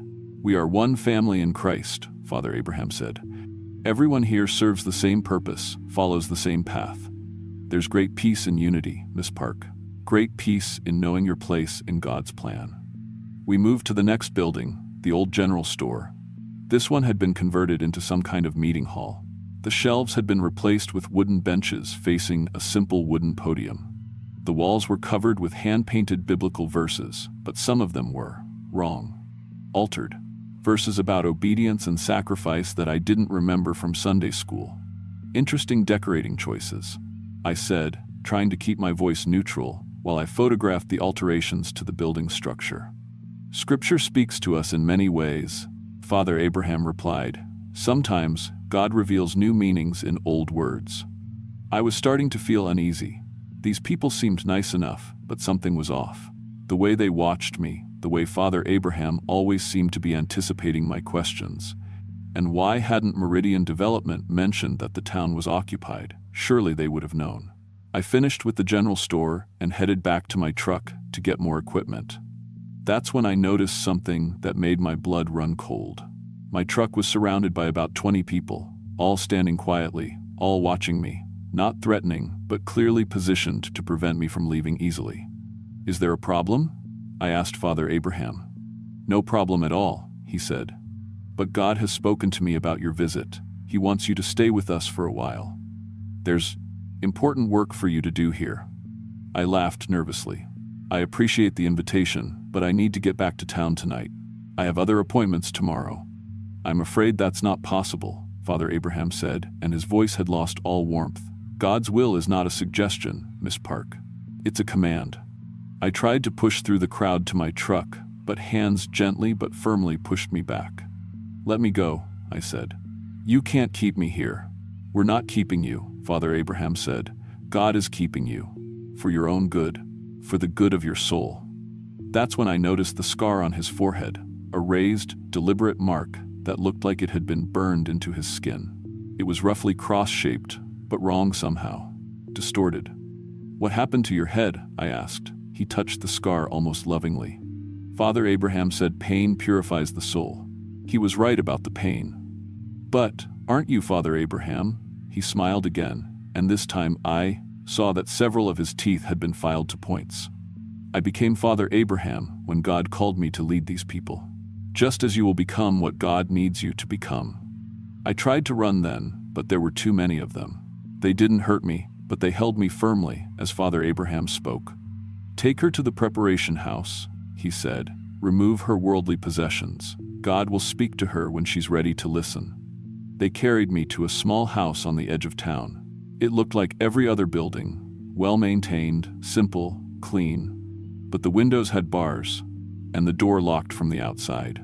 They took my phone, my keys, my wallet, my camera, all my equipment, left me with just the clothes I was wearing. Someone will bring you food, a woman said through the door. She sounded kind, almost motherly. Rest now. Tomorrow, you begin your real work. I spent that first night trying to find a way out. The bars on the windows were solid iron, recently. installed. The door was heavy wood with metal reinforcement. No tools, no leverage points. Just a bed, a bucket, and a small table. The next morning, they brought me to the meeting hall for what they called morning instruction. The entire community was there, maybe 100 people, all sitting quietly on those wooden benches. Father Abraham stood at the podium, reading from a book that wasn't quite the Bible, close, but with changes. Additions. God speaks to us through revelation, he said. Through pain, through sacrifice, through absolute obedience. Those who resist his will must be corrected. Those who embrace his will find perfect peace. That's when I saw the children. They had scars too, small ones on their arms and faces, fresh ones and old ones. Some of the kids couldn't have been more than 5 years old. What did you do to them? I whispered to the woman sitting next to me. She looked confused. Correction is love, she said. Pain teaches us to be better servants of God. After the service, they put me to work, cleaning, cooking, basic labor. Idle hands serve the devil, they told me. Anyone who complained or resisted got taken to what they called the correction room. I could hear the screaming from there, even from across town. I tried to convince them I was just doing my job, that people would come looking for me when I didn't return. They just smiled and told me God's plan couldn't be stopped by worldly concerns. On the third night, Father Abraham came to my room. God has spoken to me about you, he said. You have a special purpose here. But first, you must be purified. He had a metal rod with him, heated red hot. The end was shaped like that same distorted cross I'd seen on his forehead. Please, I said. I'll do whatever you want. I'll stay. I'll work. Just don't. Pain purifies the soul, he said, moving closer. This is God's love, Lisa. Accept his love. He held me down and pressed the day, burning metal into my forehead. The pain was beyond anything I'd ever experienced. The smell of my own flesh burning, my own screams echoing off the walls. But something strange happened as the pain consumed me. A kind of peace settled over my mind. The resistance faded. The fear melted away. God's love was pain, and pain was love, and everything made perfect sense. When it was over, Father Abraham helped me to my feet. Welcome to the family, he said, and I thanked him for it. That was 6 months ago. I've been serving God's will ever since, helping to prepare new arrivals for their own purification. The real estate appraiser, Lisa Park, died in that correction room. What emerged was something better, something pure. We've grown since then. Other people come looking for the missing.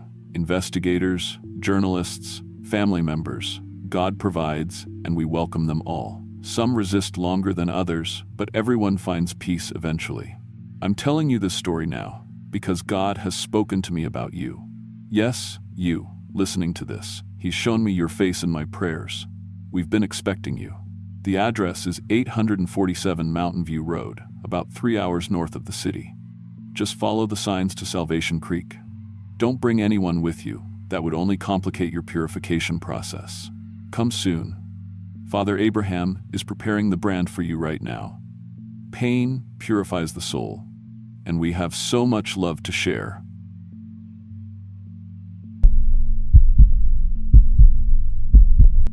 My name is Bobby Chen, and I've been a AAA tow truck driver for 2 years now. I got my commercial license right out of high school and started with a small local shop before AAA picked me up. The pay's decent, the work keeps you moving, and I like helping people when their day goes sideways. I've pulled cars out of ditches in blizzards, jumped dead batteries at 3 a.m., and towed everything from Ferraris to farm trucks. I thought I'd seen every kind of roadside emergency there was. But what happened last February in the mountains changed everything I thought I knew about survival. I ate my own fingers to stay alive. Started with the pinky. Tasted like pork. The call came in around 4 p.m. on a Tuesday. I was finishing up a flat tire change in downtown when my radio crackled to life. "Bobby, you there?" It was Sarah, our dispatcher. She'd been doing this job for 15 years and never got rattled. "Yeah, I'm here. What you got for me?" "Emergency pickup in Avalanche Ridge. Stranded motorist, no heat, storm moving in fast. You're the closest truck." I knew Avalanche Ridge. Old mining town, been abandoned since the 70s. The road up there was sketchy on a good day. and with avalanche season starting, most drivers avoided it completely. "Sarah, you sure about this? That pass is pretty dangerous right now." Customer, specifically requested AAA, says they've been waiting 3 hours already. "I'm sending you the coordinates." My GPS beeped as the location came through. 26 miles up Highway 19, then a gravel road that wound into the mountains. The whole drive would take about 40 minutes if conditions were good. I looked at the sky, gray clouds building up fast from the west. "All right, I'm rolling," I said into the radio. "But if this weather gets worse, I'm turning around." "Copy that. Stay safe out there." I climbed into my truck, a 2019 Ford F550 with a Century wrecker body, 22-foot boom, wheel lift capability, all the standard recovery gear. I'd been driving this same truck for 8 months and knew every switch, lever, and warning light by heart. The engine turned over smooth, and I pulled out into traffic. The drive to Highway 19 was normal. Radio playing classic rock, heater keeping the cab warm, other drivers going about their business. But as soon as I turned onto the mountain road, everything felt different. The trees got thicker, the road got narrower, and the temperature started dropping fast. My truck's external thermometer went from 38 degrees to 26 in the first 10 minutes. The gravel road to Avalanche Ridge was worse than I remembered. Deep ruts from spring runoff, loose rocks that pinged off my undercarriage, and switchbacks so tight I had to take them in first gear. My truck weighs about 15,000 pounds loaded, and I could feel it working hard just to maintain traction. About halfway up, I tried radioing Sarah for an update. "Dispatch, this is Bobby. Any word from the customer?" "Static." I tried again, adjusting the squelch and checking my antenna connections. Nothing but white noise. "Must be the mountains," I said to myself. Radio dead zones were common up here. 20 minutes later, I rolled into what was left of Avalanche Ridge. The town had maybe 15 buildings still standing, an old bank, a general store, a few houses with collapsed roofs. Everything was covered in a layer of dirty snow and ice. The place felt completely dead, but no stranded car, no customer, nothing. I parked in what used to be the main street and stepped out of my truck. The cold hit me like a physical blow. Had to be close to zero with the wind chill. I walked around the entire town, checking behind buildings, looking for tire tracks, any sign that someone had been here recently. Nothing. I climbed back into my truck and grabbed my radio. "Dispatch, this is Bobby. I'm at the location, but there's no customer here. No vehicle, no tracks, nothing. Can you confirm the coordinates?" "Static." I tried my cell phone. No signal, not even one bar. That's when I heard it. A sound like thunder, but deeper, longer. Coming from uphill. I looked up through my windshield and saw the mountainside moving. A wall of white, hundreds of feet wide, sliding down toward the town like a slow-motion tsunami. Avalanche. I gunned the engine and tried to back out of town, but the avalanche was faster than it looked. The wall of snow hit the buildings at the edge of town first, crushing them like cardboard boxes. I had maybe 10 seconds before it reached me. I abandoned the truck and ran for the old bank building.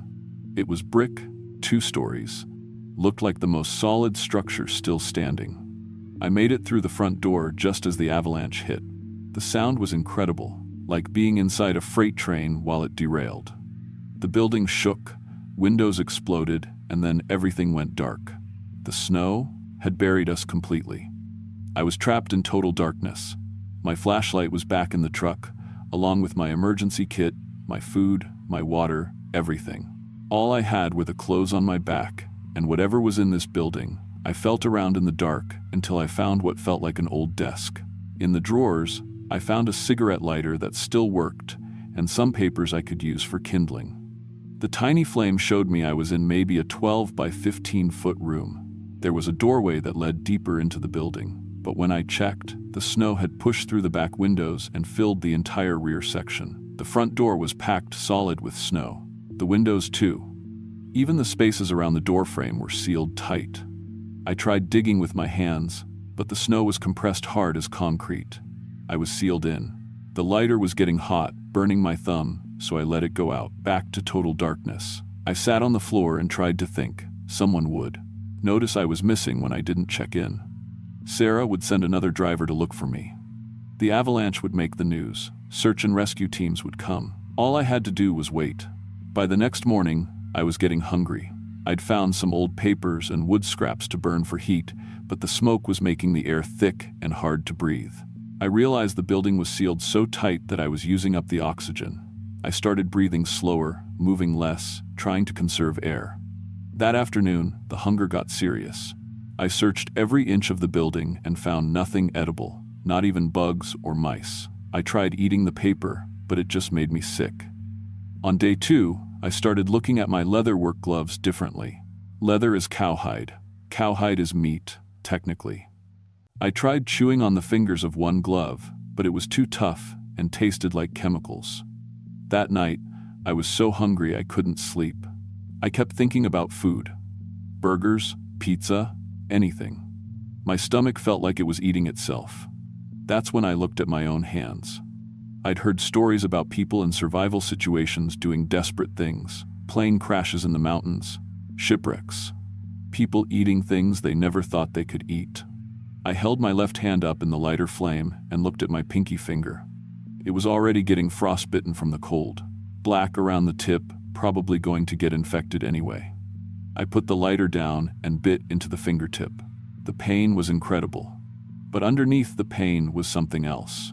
The taste of salt and meat and blood. I was so hungry that even the pain felt good because it meant I was getting food. I bit down harder and tore off a small piece of flesh.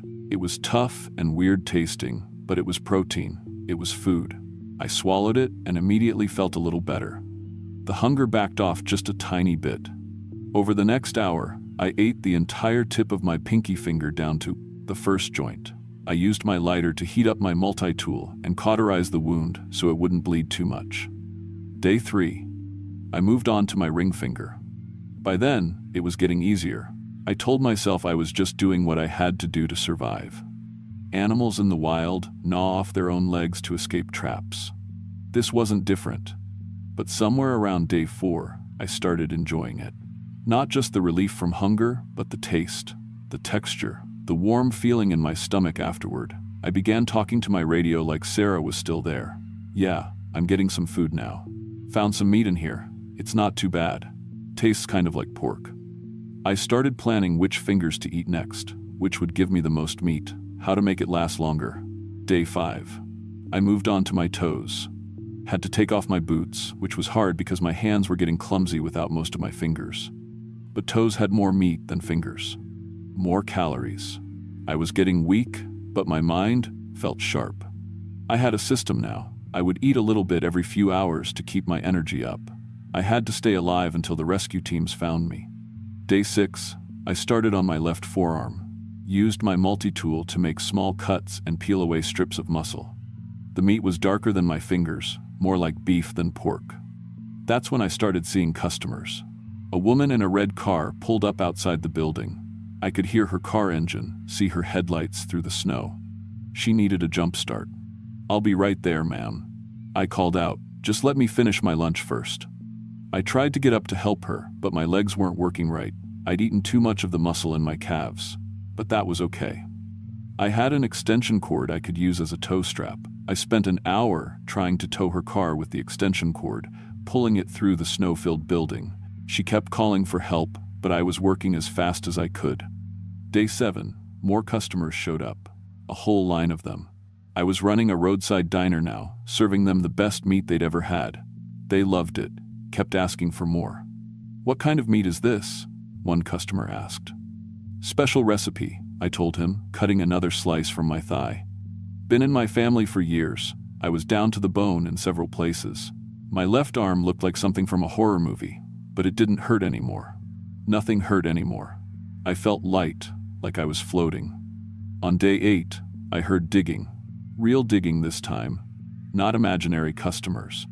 Voices shouting back and forth, the scrape of metal shovels against the building's walls. I tried to call out, but my voice was just a whisper. I'd been talking to customers for so long I'd worn out my vocal cords. The digging got louder, closer. Then daylight. Actual sunlight streaming through a hole in the snow. Fresh air. "Jesus Christ," someone said. "We found him. Get the paramedics up here now." 3 men in. Orange rescue gear climbed through the hole. They took one look at me, and two of them ran back out to throw up. "Sir, can you hear me?" The third guy was older, probably seen everything. "We're going to get you out of here." I tried to tell him about the customers, about how I'd been serving them good food, but he wasn't listening. He was talking into his radio about traumatic amputations and psychological evaluation. They wrapped me in blankets and carried me out on a stretcher. The sunlight was so bright it felt like needles in my eyes. I hadn't seen the sun in over a week. The helicopter ride to the hospital was loud and bumpy. The paramedics kept checking my pulse and giving me IV fluids. One of them asked what happened to my hands. "I was feeding the customers," I explained. "They were really hungry." He just nodded and wrote something on his clipboard. At the hospital, they had to amputate what was left of 3 fingers on my left hand and 2 toes on my right foot. The wounds I'd made had gotten infected, and the frostbite had caused tissue death.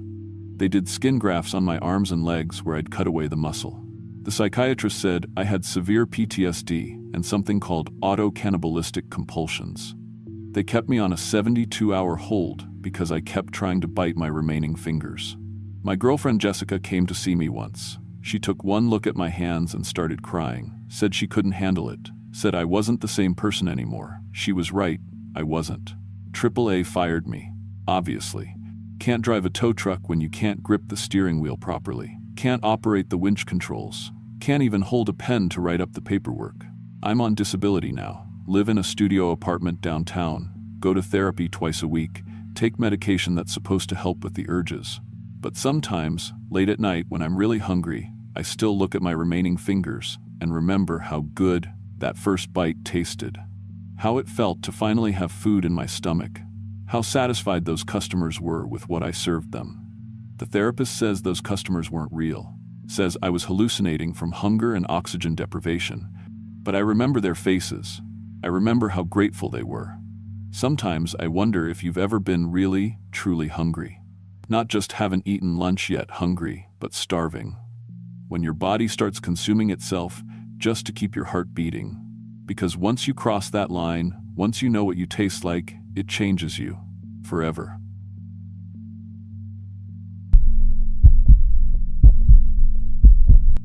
My name is Chris Walker, and I've been working construction for 12 years. Started right out of high school, learned everything from my old man who did concrete his whole life. I know how to swing a hammer, read blueprints, and work 16-hour days when the job needs it. I've built everything from strip malls to apartment complexes across Washington state. But what happened during my hunting trip last October changed everything I thought I knew about hunger. I can still taste the blood in my mouth when I think about it. The divorce papers came through on a Wednesday. Sarah took the house, the dog, even my good truck. Left me with my old pickup, some tools, and a bank account that barely covered a studio apartment in Tacoma. 31 years old and starting over from nothing. My buddy Jake at the job site kept telling me to take some time off. "You look like hell, Chris," he'd say during lunch breaks. "When's the last time you did something for yourself?" I'd been saving vacation days for a family trip that would never happen now. Had my hunting license, my gear, and nothing but an empty apartment to go back to. So I loaded up my truck with my 30-06 camping equipment and enough food for a week. Figured I'd head up to the Olympic Peninsula, maybe bag an elk, prove to myself I could still do something right. The GPS in my truck was older than dirt, but it had always gotten me to job sites before. I punched in the coordinates for the hunting area I'd researched online, supposed to be good elk country, plenty of public land. The drive started normal enough. Coffee, classic rock, October rain on the windshield. About 3 hours in, somewhere past Olympia, the GPS started acting weird. The screen flickered, then showed me taking exits that didn't exist. I tried restarting it, but the thing kept insisting I turn left onto Forest Service roads that my map said were closed. I should have turned around right there. Instead, I followed the GPS down a narrow gravel road that cut through thick pine forest. No cell service, no other vehicles, just trees pressing in on both sides like they were trying to swallow the road. The GPS finally beeped and announced, "You have arrived at your destination." I was in the middle of nowhere. No hunting area markers, no campsites. Just a cluster of old wooden buildings that looked like they'd been abandoned for decades. Rotting porches, broken windows, weeds growing through the foundations. A rusted sign half hidden by blackberry bushes read, "Hunger Flats, Pop, 0, Ghost Town, Great." But it was getting dark, and I'd driven too far to turn back. The buildings might be falling apart, but they'd block the wind. I could set up camp in one of the better-looking ones, start hunting at dawn. How bad could it be? I chose a building that used to be a general store. The roof looked solid, and there was space for my sleeping bag behind the old counter. I got my camp set up just as full darkness hit. Made some dinner on my camp stove, canned chili and crackers. Nothing fancy, but it tasted good after the long drive. That's when I heard something moving outside. Not like a person walking, more like something big trying to be quiet but not quite managing it. Branches snapping under heavy weight. I grabbed my rifle and a flashlight, stepped onto the porch. "Hello?" I called out. "Anyone there?" The sound stopped. I swept the flashlight beam across the tree line, but all I saw were pine trunks and shadows. Probably just an elk or deer checking out my campfire. That's what I told myself anyway. I woke up before dawn, packed my gear, and headed into the forest. The trees here were old growth, massive pines that blocked out most of the sky, perfect elk habitat. I found a game trail about half a mile from camp and set up to wait. The elk came just after sunrise. Big bull, probably 600 pounds, clean shot through the neck, dropped him, right there. I felt good for the first time in months, like maybe I could still do something right.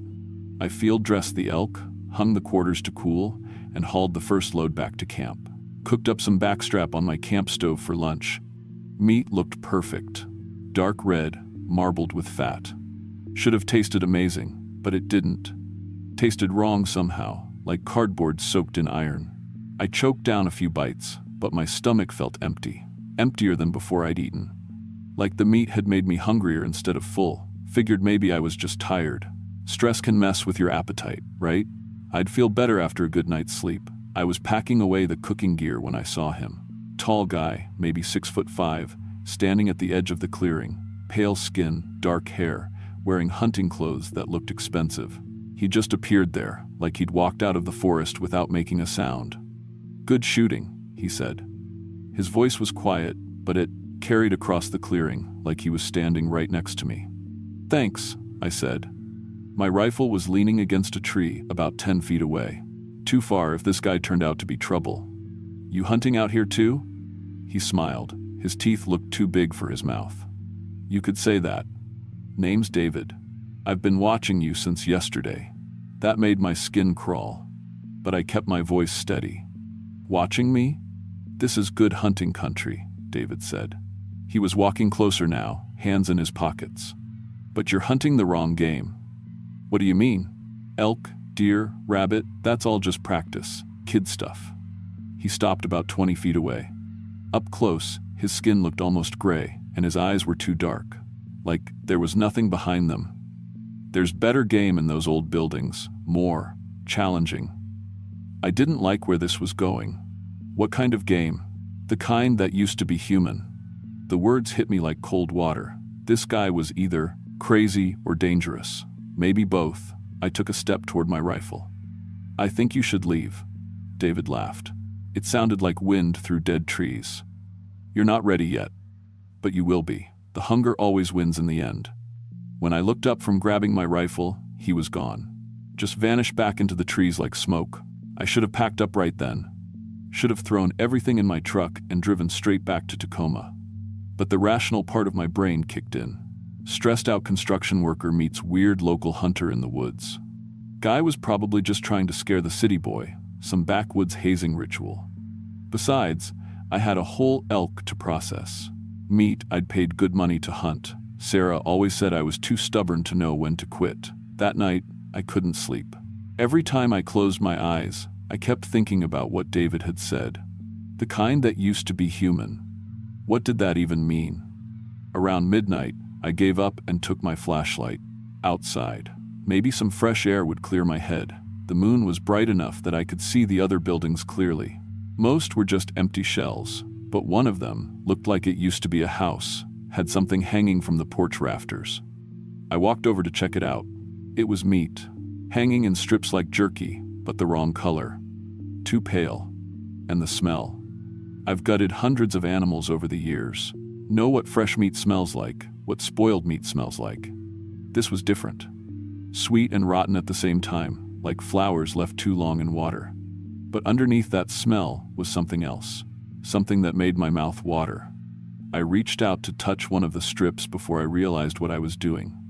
Jerked my hand back like I'd been burned. What was wrong with me? This was obviously bad meat. Probably from some animal that had died of disease. But I couldn't stop staring at it, couldn't stop breathing in that smell. My stomach, cramped with hunger, sharp, twisting pain like I hadn't eaten in days. But that was impossible. I'd had dinner just a few hours ago. I backed away from the porch and went back to my sleeping bag. Tried to ignore the hunger, but it kept getting worse. Like something was eating me from the inside. Around 3 a.m., I couldn't take it anymore. I went back to the hanging meat. Just a small piece, just to make the hunger stop. The moment it hit my tongue, everything changed. The taste was incredible, rich and complex, like the best steak I'd ever had, but 100 times better. Every cell in my body screamed, yes, this was what I'd been missing. What I'd always been missing. I ate the whole strip, then another, then another. By dawn, I'd eaten everything that was hanging there. I woke up on the porch floor, sunlight burning my eyes. My mouth tasted like copper pennies. There was dried blood under my fingernails. The hunger was gone, but something else had taken its place. I felt different, stronger. My senses were sharper. I could hear every bird in the forest, smell individual trees, see details in the shadows that should have been invisible. And when I looked at my hands, my fingernails had grown into points, sharp enough to cut skin. I stumbled back to my camp and dug out the little mirror from my shaving kit. My teeth looked wrong. The canines were longer, sharper, filed to points like some kind of animal. That should have scared me, should have sent me running for my truck, but all I felt was hungry. The meat from last night had taken the edge off, but now I wanted more, needed more. The elk meat I'd hung up yesterday looked disgusting now, gray and lifeless, like chewing cardboard. But when I thought about the meat from the porch, about finding more like it, my mouth watered. That's when I heard the voices. A family had set up camp about a mile south of the ghost town. Dad, Mom, 2 kids, I could hear them, talking around their campfire, could smell the bacon they were cooking for breakfast. But underneath those normal smells was something else. The smell of their skin, their blood. I grabbed my rifle and started walking toward their camp, not because I planned to hurt them, just to look, to get closer to that smell. But when I saw them through the trees, the little girl laughing at something her dad said, the mom braiding her hair, all I could think about was how tender they looked, how easy it would be to. I forced myself to turn around and walk away. This was insane. I was thinking about hurting innocent people, about eating them. But the hunger followed me back to camp, got stronger with every step. That night, David came back. "You ate it," he said. It wasn't a question. I was sitting by my dead campfire, trying not to think about the family down the trail. What was it? Same thing you're becoming. He sat down across from me like we were old friends. Feels good, doesn't it? Being strong, being able to smell everything, hear everything. I don't understand what's happening to me. Of course, you don't. You're new. David pulled out what looked like a piece of jerky and started chewing it.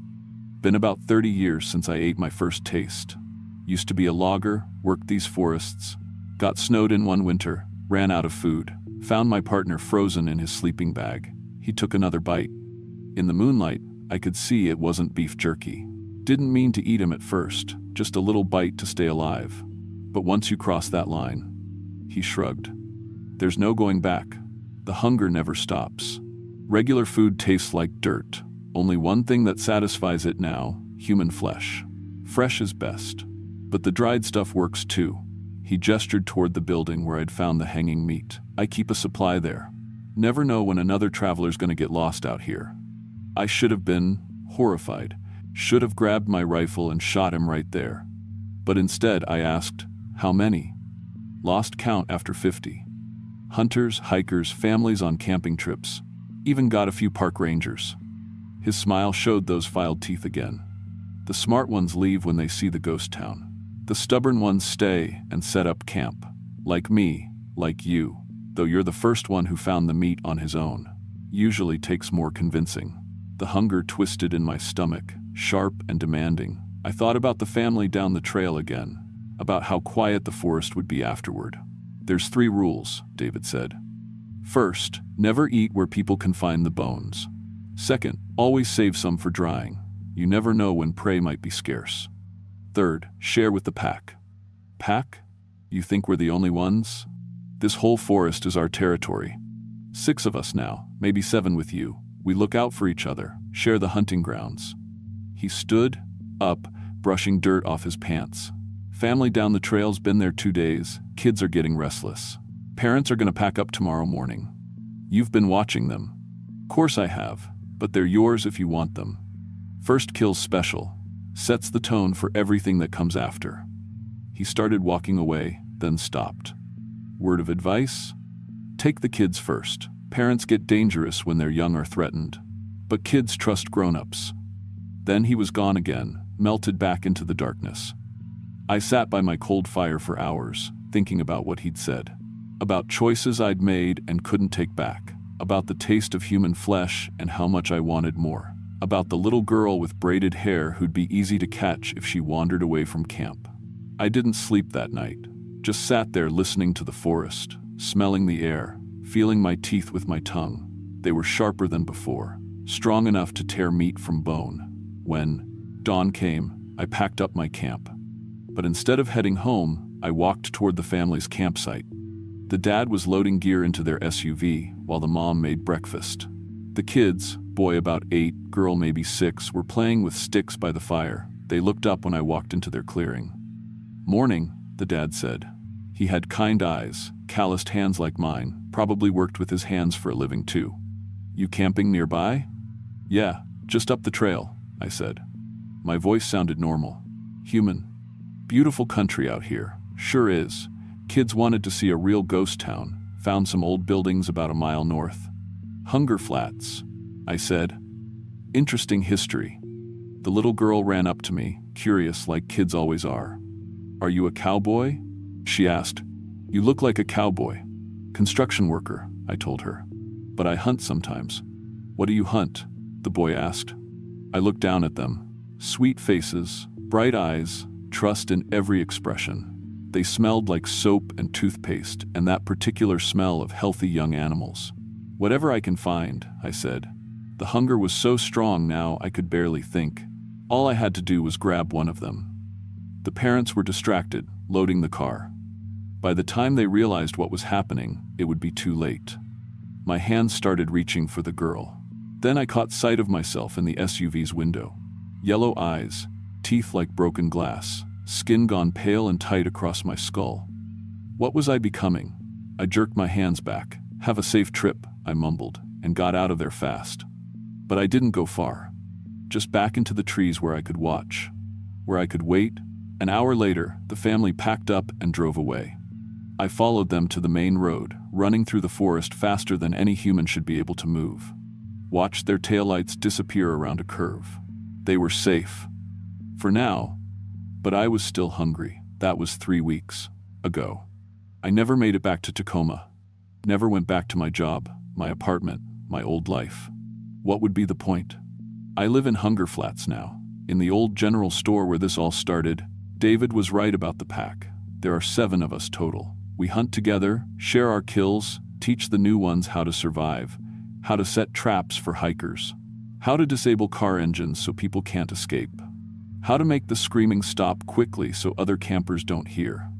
The hunger never goes away, never gets easier. Every day I need more, and every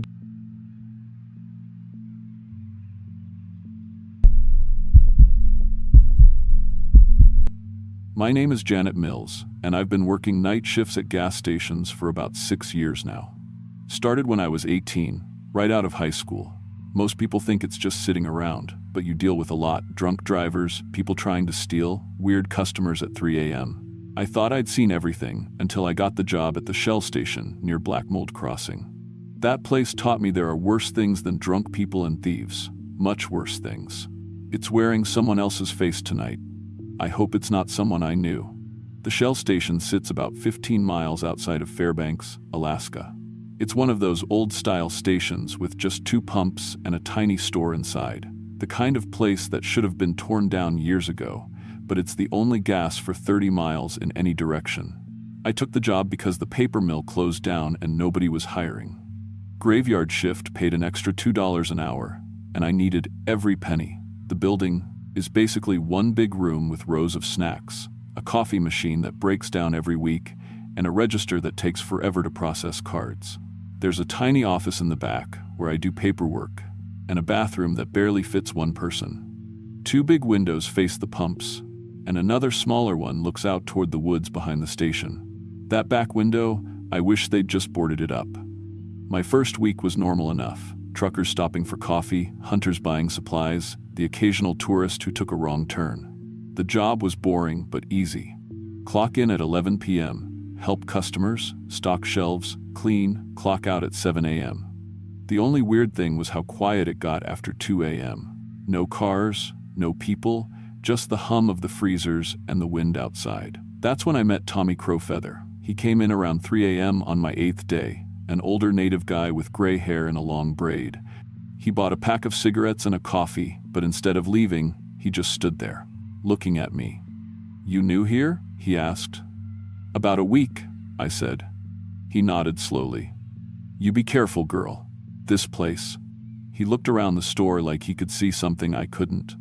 "Bad things happen around here after dark." "What kind of bad things?" Tommy reached into his jacket and pulled out a small leather pouch. "My grandmother made these. You keep this with you, understand? Don't take it off." I looked at the pouch. It was tied with a leather cord, like a necklace. "I don't really believe in, doesn't matter what you believe," Tommy interrupted. "What matters is what's out there believes in you." He set the pouch on the counter and left without another word. I almost threw the thing away, but something made me put it on. It felt silly, but Tommy seemed really worried. I figured it couldn't hurt. 3 nights later, I saw it for the first time.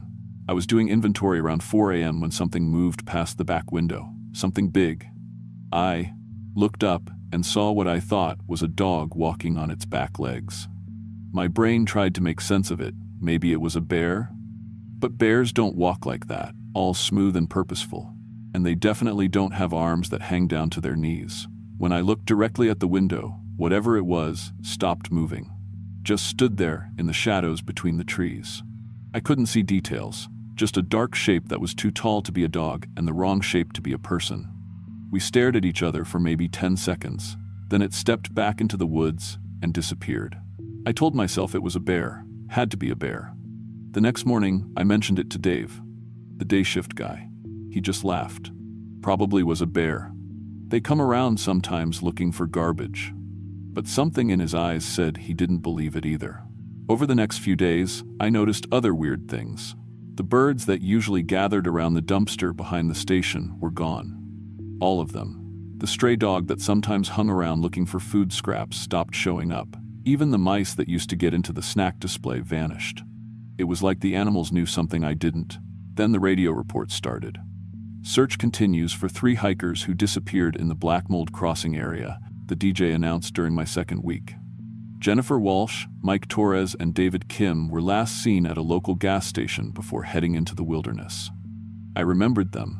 They'd come in around midnight, bought trail mix and water bottles. Nice people, seemed to know what they were doing.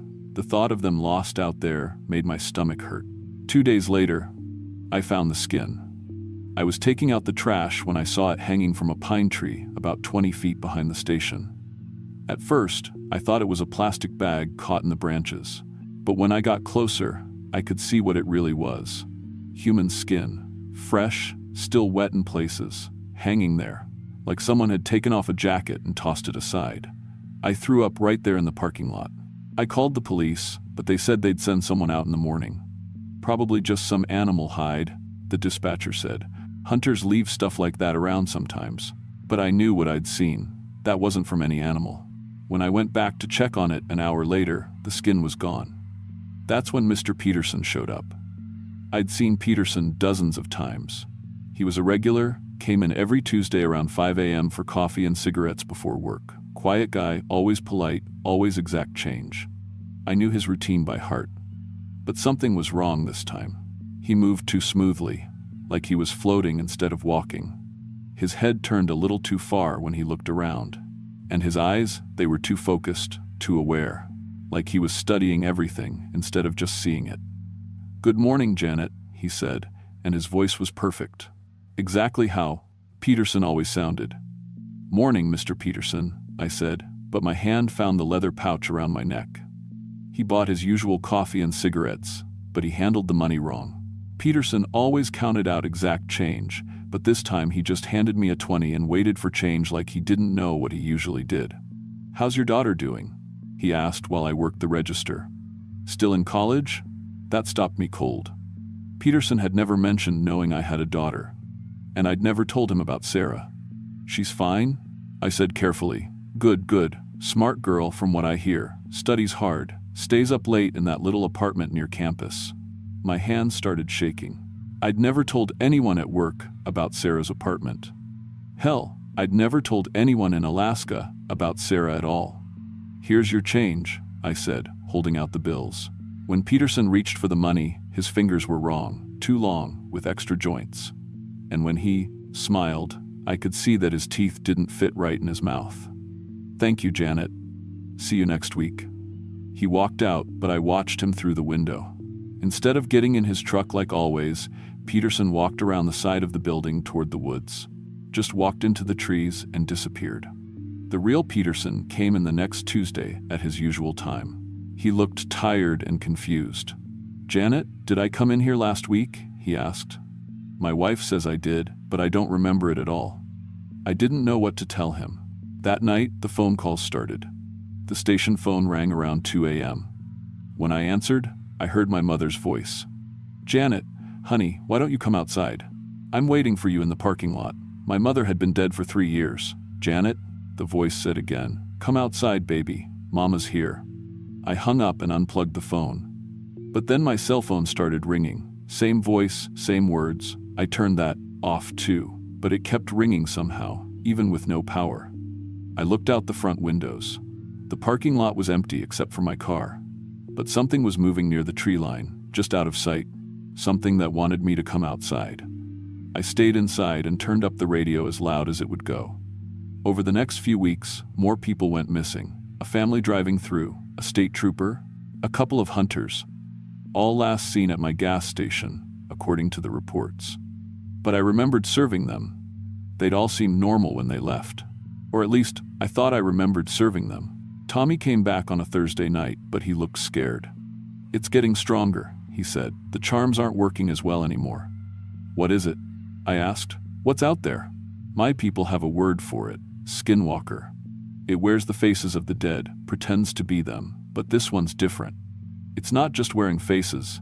It's stealing them from living people. That's impossible." "Is it?" Tommy pointed toward the back window. "You've seen it. You know what it can do." He was right. I'd seen things that couldn't be real, but they were happening anyway. "It's building something," Tommy continued. "Collecting people. Soon, it won't just be one creature out there." "What are you saying?" "I'm saying you need to quit this job and get as far from here as possible." But I couldn't quit. I needed the money, and jobs were hard to find. Besides, if I left, who would warn the next person? That weekend, Sheriff Martinez came in around midnight. I'd seen him before. Nice guy, professional. But like Peterson, something was off. He moved wrong, too fluid, like his bones weren't quite right. And when he talked, his words came out too perfectly, like he was reading from a script.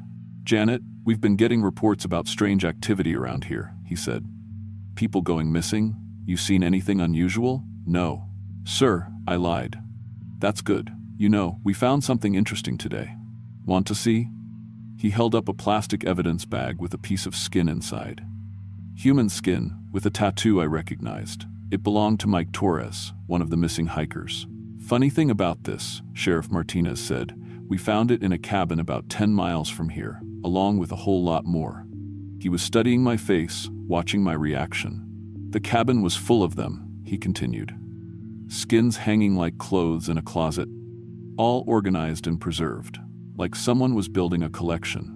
That's horrible, I said, but I could hear my voice shaking. The really interesting part is that some of these people are still alive. We've got Jennifer Walsh sitting in a cell right now, but her skin was hanging in that cabin. Makes you wonder, if her skin was there, what's wearing her face now? That's when I realized Sheriff Martinez wasn't blinking at all, just staring at me with those two aware eyes. I should go, I said.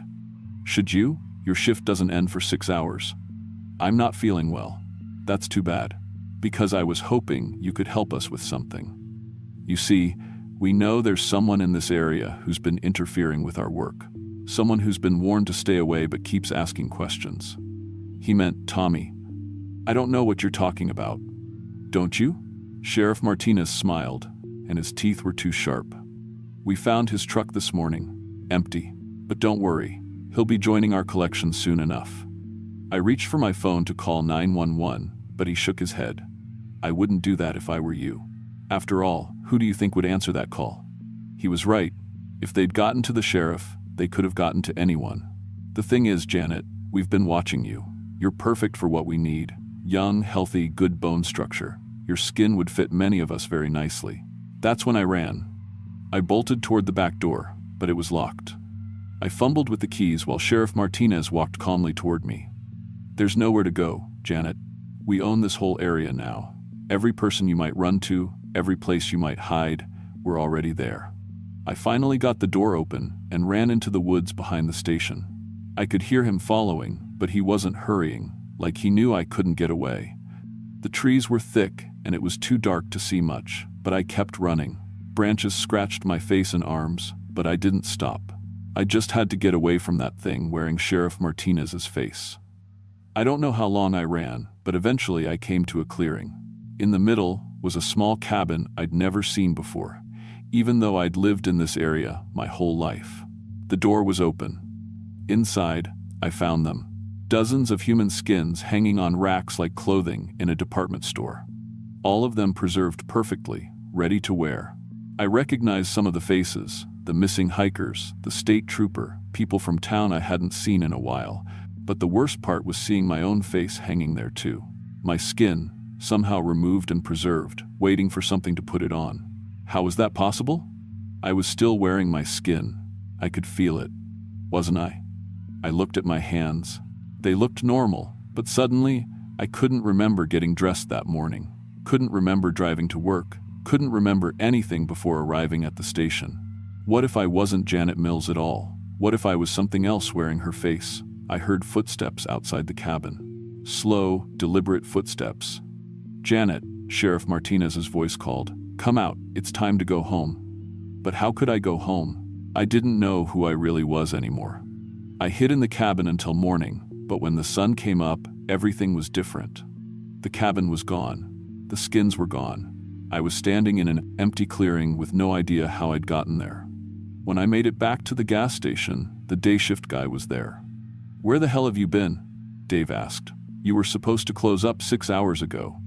I was here all night. I said, no, you weren't. I found the place unlocked, lights on, register open. What happened? I tried to explain, but the words didn't make sense even to me. Dave just looked at me like I was crazy. Look, maybe you should take a few days off, he said. You seem stressed. I quit that day, packed up my apartment and moved to Anchorage. Got a job at a 24-hour diner, day shift only. I told myself I was safe in the city, that whatever was in the woods around Blackmold Crossing couldn't follow me. But sometimes, late at night, I catch my reflection in a window and wonder if the face looking back is really mine. Sometimes I touch the leather pouch Tommy gave me and remember that I never found his body.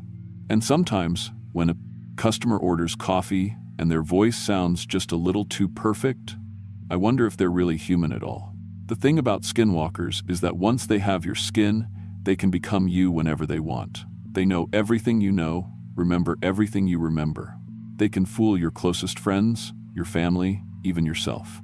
So when people ask me why I left Alaska so suddenly, I tell them I wanted a change of scenery. I don't tell them about the gas station, or the missing people, or the cabin full of faces, because how do you explain that the person telling you the story might not be the same person who lived through it? How do you know that I'm really Janet Mills, and not something else that learned to be her? You don't. And that should scare you more than anything else I've told you. Because if I'm not really me, then anyone you know could be wearing someone else's skin. Your neighbor, your coworker, your best friend, even the person you see in the mirror every morning. Sweet dreams.